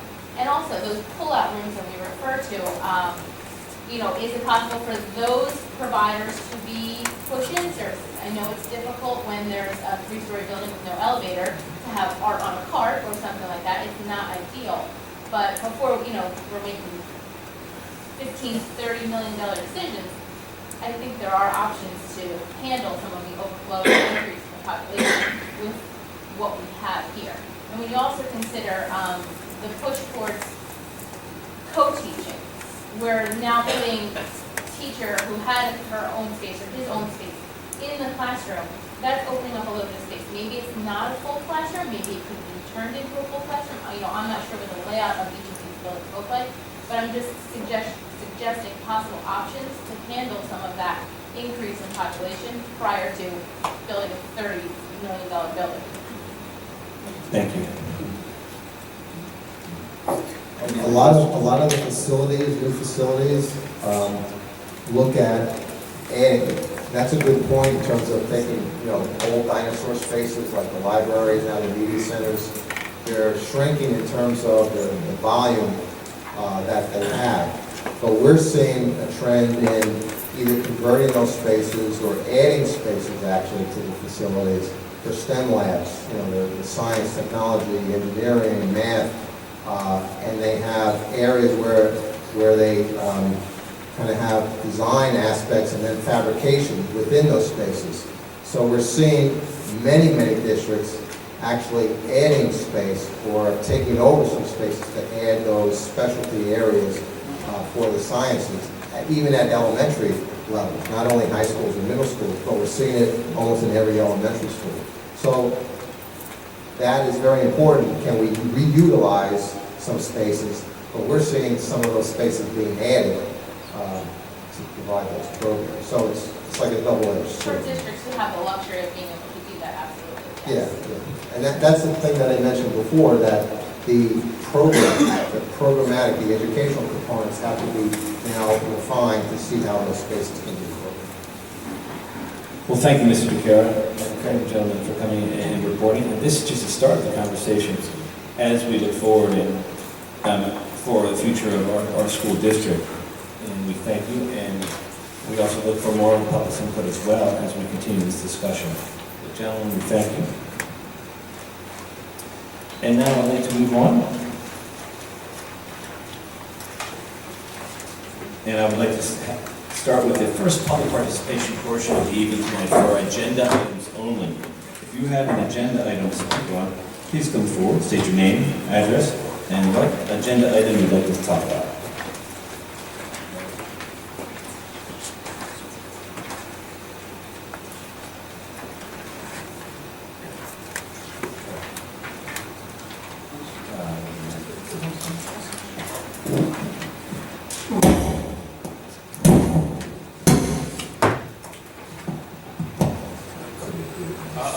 Mr. President.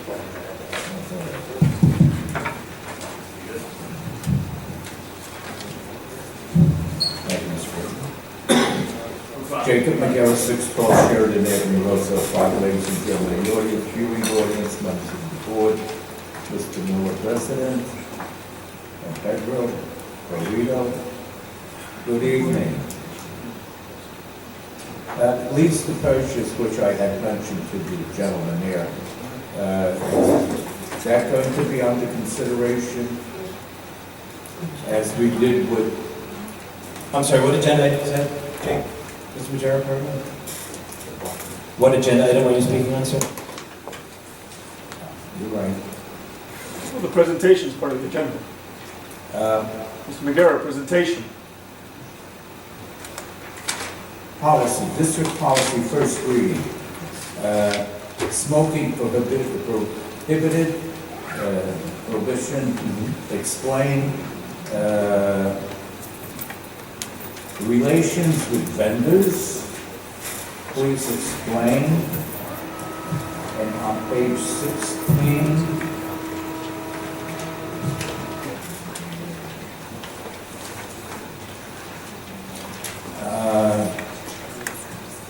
the legal attendance jumped to 6, from 4 to 2, from 4 to 6. 2 pending in June. Yes. If you remember at the last meeting, Mr. Balaban asked to also include the pending investigations. So there are 2 pending investigations right now that have not been finalized. And were there any matters, legal matters resolved with litigation? Anything that you could tell us what went on? No. No. Just no. Thank you. And the smoking prohibition? So in regards to the, in regards to district policy, item number 1, 2, and 3, you had asked about the first reading of the smoking policy, relations with vendors, and also the federal funds, right? I believe based on input we received back in February from the public on making those readings available to the public for that first reading. It should be attached to your agenda as the proposed, this is the first reading, if you will, on the agenda of those. They're minor edits, smoking prohibition, if we want to talk about that real quick, was the adoption and the inclusion of e-cigarettes or electronic cigarettes. Relations with vendor, item number 2 and 3 had to deal with further refining the policy as was suggested by our council and New Jersey School Boards Association to go in line with the current statutes and case law with it. They're relatively minor revisions, but the policies are there for your review and for all the public. And that's kind of been taken into the account the feedback we had received back in February that it wasn't until the second. And this state fund, federal funds, behaving in a dishonest or false manner, forging or altering financial documents, that's all part of it. That is. So that would be the policy that we are considering as a first reading. Next meeting, there'll be a secondary reading of it, and then an adoption. This is not in effect presently? There is a current policy, Uh-huh. okay? It's the changes and revisions to that policy, which are very minor. The policies are up on our website. 32, 20, and 30 are on the website. So the only thing new there really is the incorporation of the e-cigarettes into the smoking prohibited things. Very good. Okay. Thank you. Thank you.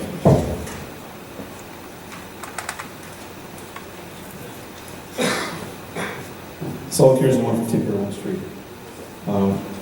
Actually, in answer to your request, Mr. Miller, if you could answer Mr. McGarrett's question about the lease purchase, since it is on the agenda.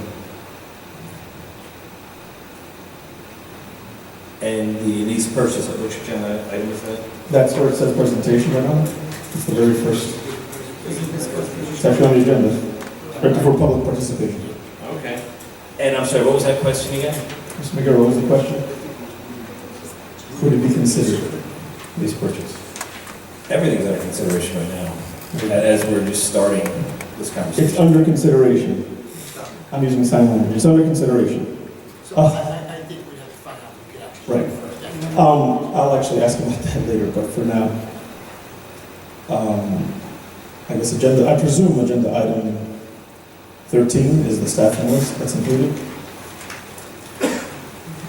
Is that what this is? I understand the attachments. I'm just wondering what X is. It's not on any of the sheets. Yeah, at the bottom there's a legend as to, I guess, the number of years and the stuff that's being implemented. There's D through W, but there's no X. While you're looking for that. Okay, CW, at the bottom there's a legend. But there's no X. For the smoking prohibition, I guess that was the e-cigarettes. For the relation with vendors, the pay-to-play, there's no dollar amount. So if someone contributes $1 to any, is this a board member, even a sitting board member, they're prohibited from, I guess, providing or bidding. Is that correct? The way this reads. When I have 3 minutes, it's kind of fast, so. Relations with vendors, honest and ethical relations. There's a section there that says any contract for 17.5. Right, so it doesn't give a dollar amount, so I presume it's, even if it's $1, they're prohibited from. And then the prudent use of legal, so are legal services included in this? Relation with vendors? No, if I'm understanding your question correctly, a legal service would be considered a professional service, so it would not be a service that goes out to bid, which would be applicable to the 17,500 reference. So what goes out to bid? Anything that's not a professional service. So, for example, when they were talking like to build a new school, that's something that would go out to bid. But then later, there is an actual section that's the prudent use of legal services. And that's some subsection of it. But that's a professional service. Prudent use of legal services. Right. But it's still an Right, no, I'm outside saying, service. right, but then are these, I guess, regulations different, or are they already sitting regulations for this section? The prudent use of legal services, does this exist in Code 3327 as it stands or not? I would assume that it does, but I don't know as I'm sitting here. I don't know.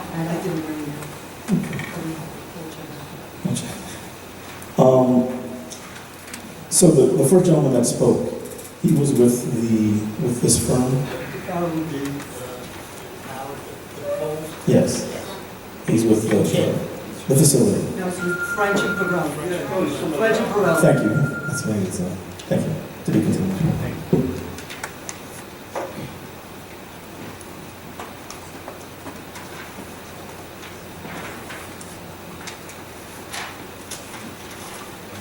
Seeing there's no one else, we'll close the first public participation portion of the evening tonight. And now we will go on to committee reports. Does anyone have a committee report they'd like to speak on? I'll start off real quick. Mr. Griffin. The school operations board met the committee met the other night. Back last year, we asked the New Jersey School Boards Association to take a look at all of our policies to identify where there is opportunities to address those policies, and also to identify which ones are mandated versus, prudent to do. So the committee sat together a week ago or so, identified the policies that we're going to revise or adopt. In this case, tonight, there was no new adoptions, but revise. And then we've set up a schedule throughout the summer into September to bring our policy manual up to date. Of course, those recommendations have all been reviewed by the board's council to ensure that what we're doing is correct. So you will see, board members here, you'll see 3 of these every month. The idea is 3 a month, first reading, first meeting of the month, second reading and adoption on the second meeting of the month. Depending on how the summer goes, we'll see how that works out with potential for not having those meetings. But,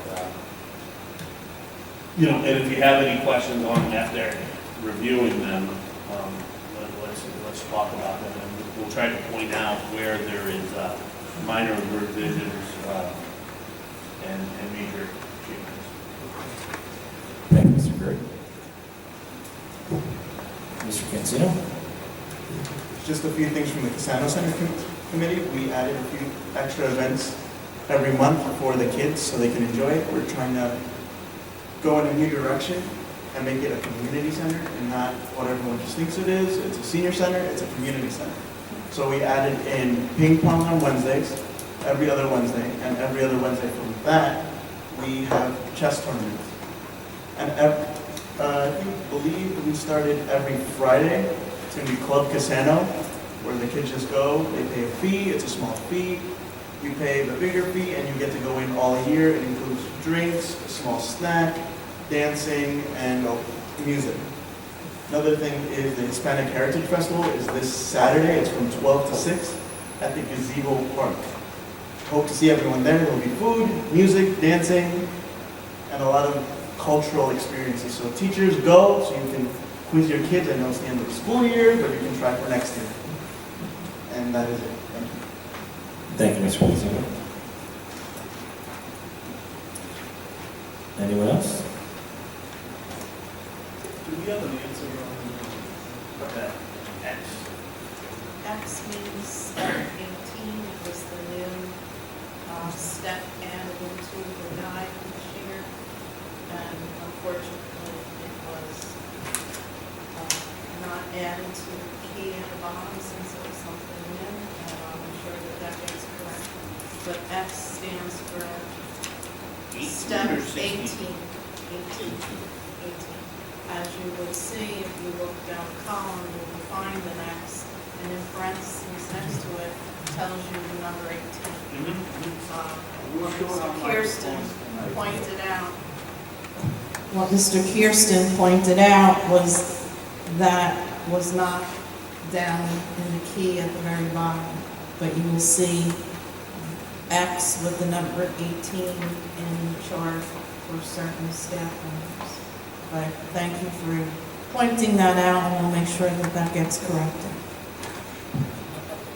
Actually, I think that whole key is wrong. Yes, I was going to say, because 18 is B.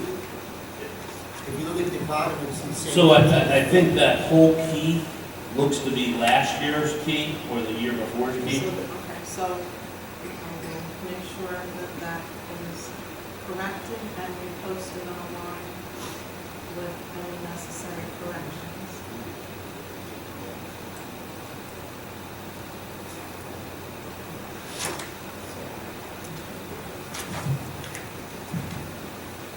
Thank you, Ms. Garcia. Thank you, Mr. Burton. Are we confident the rest of this is okay though? Yes. It's the key back down at the very bottom that was not updated as you are pointing out. Okay, so as far as the numbers within the spreadsheet, so this is the footer on the spreadsheet, I'm assuming? Say, I'm sorry, what was the last? This is the footer on the spreadsheet? Yes. So it wasn't on Footer the- was never updated. Okay. But I so will- our cells are good? Yes. Okay. So the footer on the bottom of that sheet will be updated Yes. And we posted online. and we posted online. Thank you, Mr. Minister. That's 13.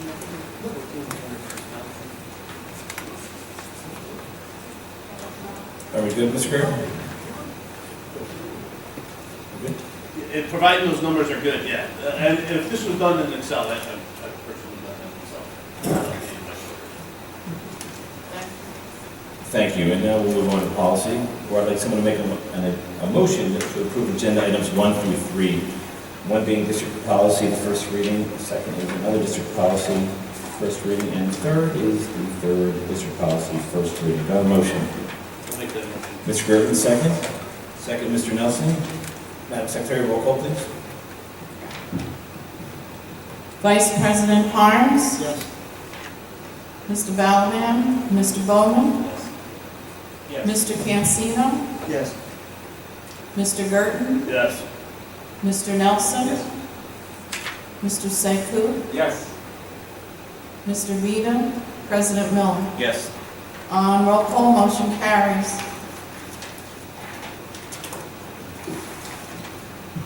Thank you, Madam Secretary. And now we're on to personnel, where I'd like someone to make a motion to approve agenda items 4 through 15A. And I'll explain 15A when I get to it. Number 4 is the fall 2016 sports physical personnel. 5 is ESL summer program staff. 6 is a professional development preparation. 7 is a kindergarten assessment personnel. 8 is a summer camp staffing list. 9 is a special services summer child study team personnel. 10, 2016 extended school year staff. 11, retirement compensation. 12, maternity leave of absence extension. 13, staffing list.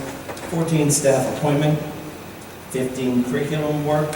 And resolution 15A, which is just added, is the board recommendation, the board upon the recommendation of the superintendent approving an administrative leave of absence for employee number 2016-2, effective June 7th, 2016, through the balance of the 2015-2016 school year. Are there any questions or comments? Seeing there are none. I'm sorry, may I have a motion first? Mr. Burton, second? Second. Second, Mr. Sekou, and there's no questions or comments? Seeing there are none, Madam Secretary, roll call, please. Vice President Harms, Yes. Mr. Balaban, Mr. Bowman, Yes. Mr. Cancino, Yes. Mr. Girton, Yes. Mr. Nelson, Yes.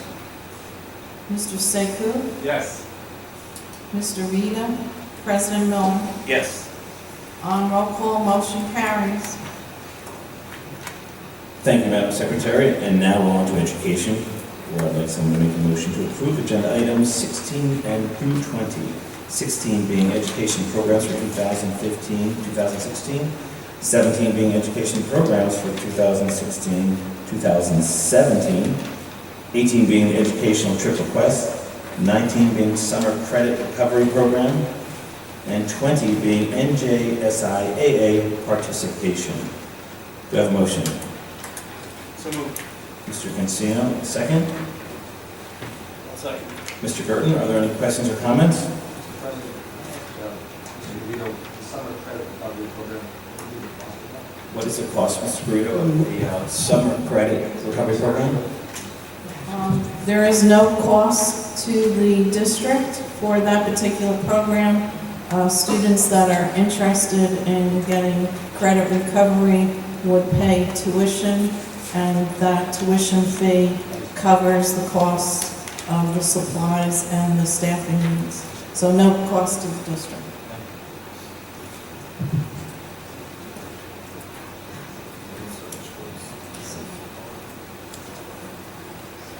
And I'm sorry, do we have a motion for that?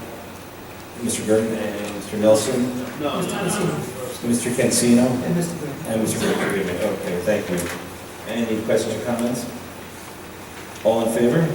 Aye. Opposed? Those items are passed. And now we're on to business.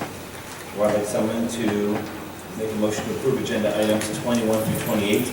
21 being use of buildings and grounds, 22 being approval of bills, 23 being transfers, 24 being National School Lunch Program reimbursement, 25 being 2015-2016 awards, 26 being tuition rates, 27 being grant application, 28 being district contracts. Any questions? Do I have a motion? Mr. Holmes, second. Mr. Nelson, any questions or comments? 27, grant application. Are those competitive grants?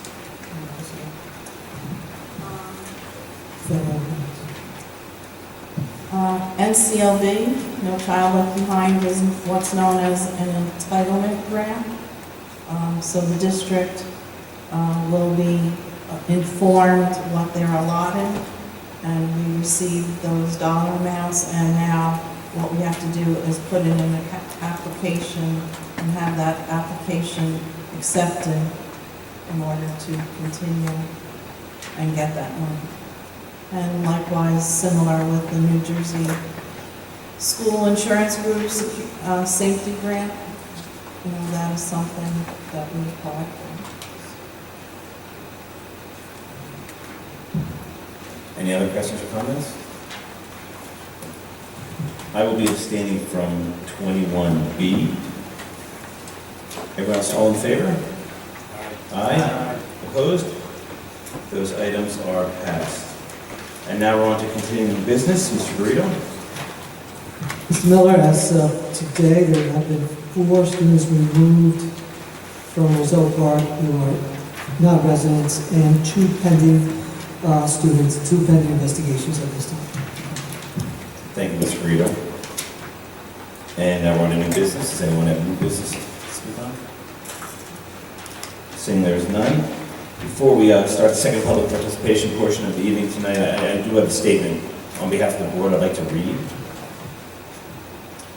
In response to information brought to the board's attention regarding an internal student matter on or about April 5th, 2016, the board appointed Peter B. Fallon, Esquire, an independent attorney, for the purpose of conducting a special district investigation. The investigation is now complete, and the board has received Mr. Fallon's findings and recommendations. The information in the report is privileged and confidential pursuant to the attorney-client relationship and is protected pursuant to personnel privacy requirements. For these reasons, the board will not, for these reasons, the report will not be made public. However, in an effort to bring closure to this matter for the public, the board notes the following. The report found that mistakes in this matter were made. The report also found that those mistakes were addressed and rectified. The board fully discussed Mr. Fallon's findings and recommendations, internally addressed the matter as was recommended by Mr. Fallon's report, and appropriate action has been taken. From the moment this matter was brought to the board's attention, the board took this matter very seriously, responded promptly, and has now completed its due diligence with respect to the matter. The board now considers this matter closed. Thank you. And now we will start the second public participation portion of the evening tonight. If you'd like to speak on anything, please come forward, state your name, address, and what you'd like to speak on, and you will have 3 minutes to make your statement. Thank you. Good evening. Laura Stenko, 435 Merrill Avenue. I'd like to speak on basic education concerns that I have. Oh, so address everyone? Sure. Okay. Got it. sorry, we're taped. Good evening, everyone. I'm here tonight not only as a parent of 2 children in Roselle Park, but also as a educated professional and advocate of special education and equitable education for all students. My professional background is that of a general education teacher, teacher of the deaf, speech language pathologist with expertise in autism, and diagnosis and identification of dyslexia. I'd like to take a few minutes to address some major concerns, many of which don't apply to my own children, but I feel it's imperative for both the board as well as all parents and taxpayers to know. With regard to general education, I'd like to know more about the district's Intervention and Referral Services Committee. From what I have experienced, the district is not currently following an RTI, response to intervention model. I'm not sure what model, if any, they are following. What services are being implemented to support struggling learners in general education, what evidence-based programs are being used to support basic skills instruction. I've been told the district uses reading recovery for first grade struggling readers. What about the other grades? I don't have time to do a full literature review here tonight, but anyone can quickly research reading recovery on their own and find out that it is the least cost-effective program that could be implemented and is very limited in nature. So I encourage you to do that, since budget is always an issue. Since we're on the subject of reading, let's talk a little bit about dyslexia. The state mandates that all districts have a screening process in place by the end of 2nd grade. With a child who currently is in 2nd grade who does have reading difficulties, I've not witnessed any screenings. I've never been invited to an IRS meeting where a plan of support can be developed for my child. What happens when a teacher does identify indicators of dyslexia in the classroom? What do? They can't use reading recovery. That only supports reading comprehension. So, reading recovery does not provide phonological-based language instruction required by students with reading disabilities such as dyslexia. Since education is not a one-size-fits-all program, there needs to be differentiation to meet the needs of all learners. The state of New Jersey has cited Roselle Park schools for not consistently documenting interventions in general education settings to students exhibiting academic and behavioral difficulties prior to referring them for child studies and evaluations. Roselle Park underwent this monitoring back in 2013-14 school year. The monitoring report is publicly available for everyone to view on the district website. And many of the conclusions that were made was that the district was out of compliance because of lack of implementation of district policy and lack of compliant district policy. I stand here today to let you know these issues are still happening. So, since we're discussing compliance, I want to mention one word: inclusion. May I please continue? Yes, sure. Inclusion is important, and I like to hear that we're finally making the step in the right direction to begin with co-teaching, but it's too late. Why are we just starting now? This has been implemented since 1960s. And we're just now making an initiative for co-teaching? The courts have found that general education settings are to be the best environment, most conducive to practicing and generalizing those social communication and academic skills which children need to live and work in a primarily non-disabled world. This basic presumption toward inclusion has been supported over and over again by the federal courts in landmark cases that are too numerous to talk about tonight. Does Roselle Park offer inclusion, in-class support, in-class resource, whatever you want to call it, for their students? No. Well, I've been told by the Director of Special Services that there is a trial being done for this model in a 5th grade classroom. Let it be known that the district does not offer an entire level of special education services that are required by state and federal law. So it's nice to see that we're finally making a step in the right direction to try this for next year, but where has it been? So I asked Mrs. Mormello directly, why doesn't the district offer in-class support and co-teaching in all buildings for all grade levels? The answer I got was scary. she mentioned something about administrator unwillingness to participate in such a program. So, Mr. Garrido, are the principals overriding federal law? Are we allowing that to happen? And why? The fact is that Roselle Park does not offer federally mandated special education programs that have been in place for decades because of possible building administrator unwillingness changed. Last year, I met a parent of a child receiving special education in a preschool. I met that parent, and within minutes of meeting the parent and the child, I could identify a child who was not being educated in his or her least restrictive environment. Placing a child in a self-contained, pull-out classroom limits exposure to typical peers, age-appropriate language development, and equal learning expectations. In this case, it was holding the child's development back. Stories like this are happening all over the district. Students are being removed from the learning environment with their peers rather than bringing the instruction into the classroom to help support them where it's most appropriate for most students. It's not time for a trial of inclusion. It's time to take action and make it our policy. My point here is that the special education department does not have the resources and support from the administration. I have witnessed the little direction and many constraints that make teachers and child study team members unable to do their jobs ethically and with integrity. And who ultimately bears the burden of this? Our children. I should let the public know that anyone can file a formal complaint with the State Department of Education. Maybe a few complaints will reinitiate the monitoring process. Perhaps that's what it will take to start the wave of change. Our children deserve more. My last topic of the night is a little personal, but its impact goes way beyond my family, right to the wallet of every taxpayer here. The special education department's weakness, non-compliance issues, lack of implementation, or however you want to say it, denied my daughter a free, appropriate education.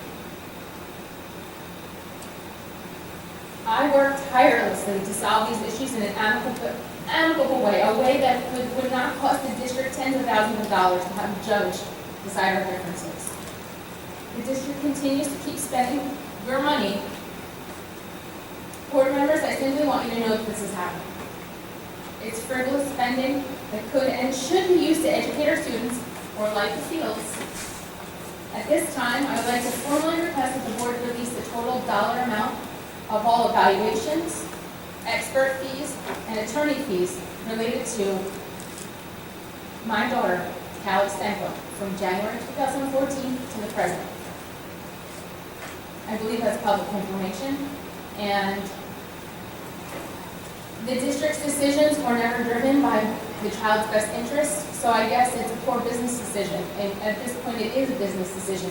You know, is it worth it to go and continue to spend tens of thousands more dollars to go and have a court decide our differences? Or can we stop spending money on lawsuits and start spending it on children?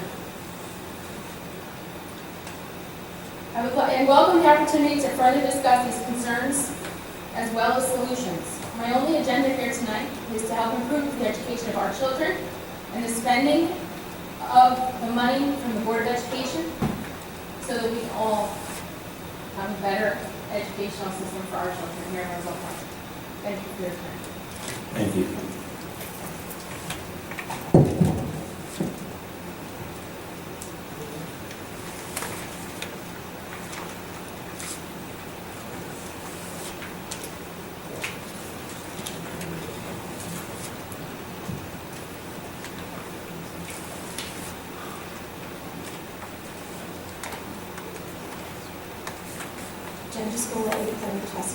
I just actually have one very simple question to the secretary. I was overlooking the minutes on April 26th, and I noticed the line that Alex said in there was Jen Schooler made a comment on the food services. I do recall my son being up here and reading something to We want to understand that when we put out the minutes, why are we not putting out the content of the minutes? Why are we just putting them out? Doesn't tell anybody what happened at the meeting. And my understanding is minutes are the records of the meeting. Is there a reason why we're just putting a blurb in the public? Because we don't take dictation and put it word for word, it's always summarized. Okay, then in that you approved, the board approved the minutes, and I'm pretty sure you all remember Thomas being up here and making very distinct comments of the food service, and he was excluded from it. So one, he missed his comment, and yes, I understand he's under 18, but he is a member of the public. And it's not the first time that we've done this. I mean, if we have minutes, that's what minutes are there for, is to tell people what happened. Maybe we should start to make them a little more elaborate and take notes and put them on that way. Whatever that. Because you're looking at me like I'm something, you know. But the public is not applicable to that, not for anything. I'm going to be very Troy, you know. All the dialogue is probably. All the dialogue. I'm going to say, as I'm a member of a number of organizations that we're required to take minutes, we follow Robert's rules just like you guys do. And I have to provide the minutes. Please, supposed to provide these Seriously? No, we're not. You don't know what Robert's rules are? Of the meeting minutes. The meeting rules, how to run a meeting, Robert's rules. You want to go? It's good. Okay. But we're required to provide minutes so that our members and our public know what we're talking about here. Not for anything, you make it very difficult to follow things. And I think it's only fair that the public gets to know what is discussed in this particular portion. So maybe that's something we could instruct going forward. Yeah, we'll definitely take that into consideration, Mr. School. Okay, and just I'm going to make a comment, and poor Lauren's going to have to hear this, I'm going to be honest. For 15 years, Mrs. Day, I've been coming up here talking about special education, not for nothing. She's dead on. Unless you are a parent that knows the rules, nothing gets done. And that is the saddest statement of this district. I love this district. I advocate for all children. But not for nothing, I've sat up here since my son, who is 22 now, and I've had the same comment every 4 years because I am tired of it. And I'm tired of hearing it. It's sad that we are still at this point.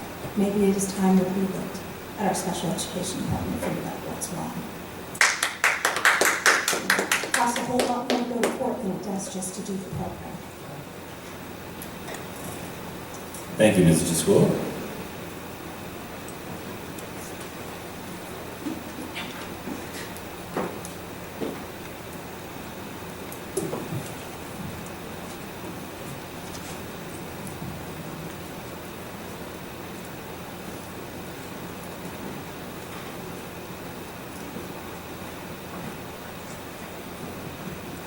So here's 150 Berlin Street. Matter of protocol, Mr. Balaban did notify why he is absent from today. Yes. I have a question regarding a agenda item from a few meetings back, and I guess the question is can donations to the district be targeted to certain rooms? Certain rooms? Yes. So like my daughter remember I had asked about downstairs at Sherman, right? But suppose I wanted my daughter's classroom to have an AC. Could I donate to the district so only my daughter's room has an AC? The answer.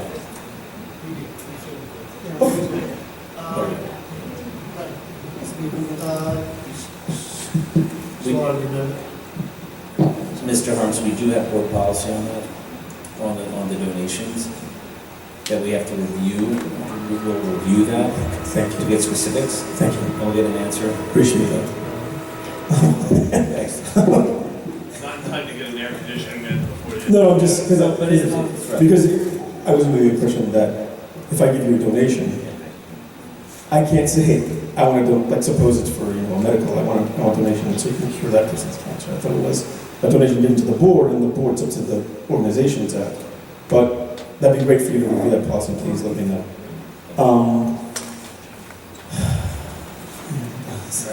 The food services, in line with that, there was going to be some kind of action survey questionnaire. Has that been to this, and has that been collected, analyzed? Yes, Mr. Gresham has said. Oh, there it is. Excellent. Could I get it over it tomorrow, or can I get a copy now? That'd be fine. I haven't shared it yet with. Oh, okay. So once you do, please share with others. So in following with the lead testing, I did Oprah the bill summary for 2009, 10, 11. And the only two incidents of the same company doing it was for the pools. So it'd be safe to presume that no testing was done 5 years ago. Because the statement that was read said it looks like it didn't exist. I just want to make concrete sure that no testing was done. Okay, thank you.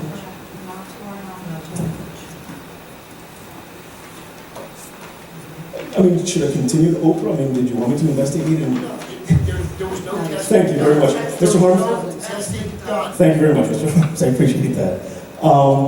The report that was given tonight, is that operable? And is the PowerPoint presentation also operable on the maps and everything? You're talking about the model. It is. Okay. To be continued. Thank you very much. Thank you, Mr. Garrison.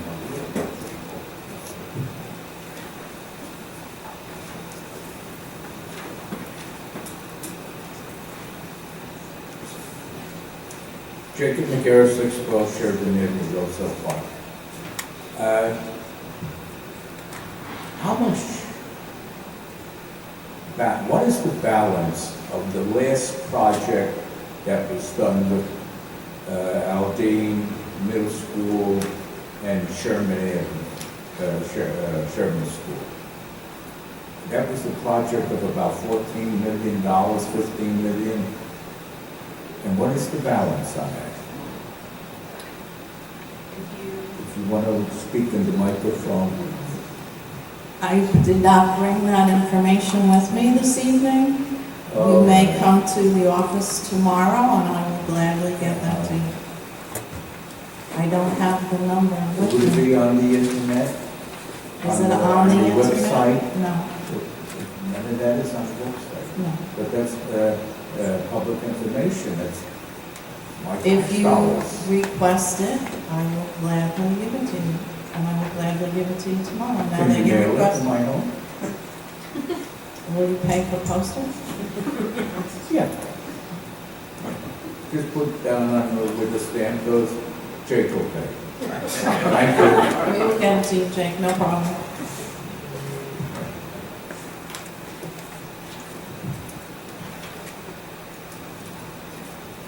Seeing there's no one else, we'll close the second public participation portion of the evening tonight. And now I'd like someone to make a motion to go into closed session. Mr. Bowman, second, Mr. Sepu, and it's for reasons of personal matter related to employment or termination of current or prospective employees, and also for attorney-client privilege. All in favor? Aye. Opposed? We are closed for approximately, probably an hour.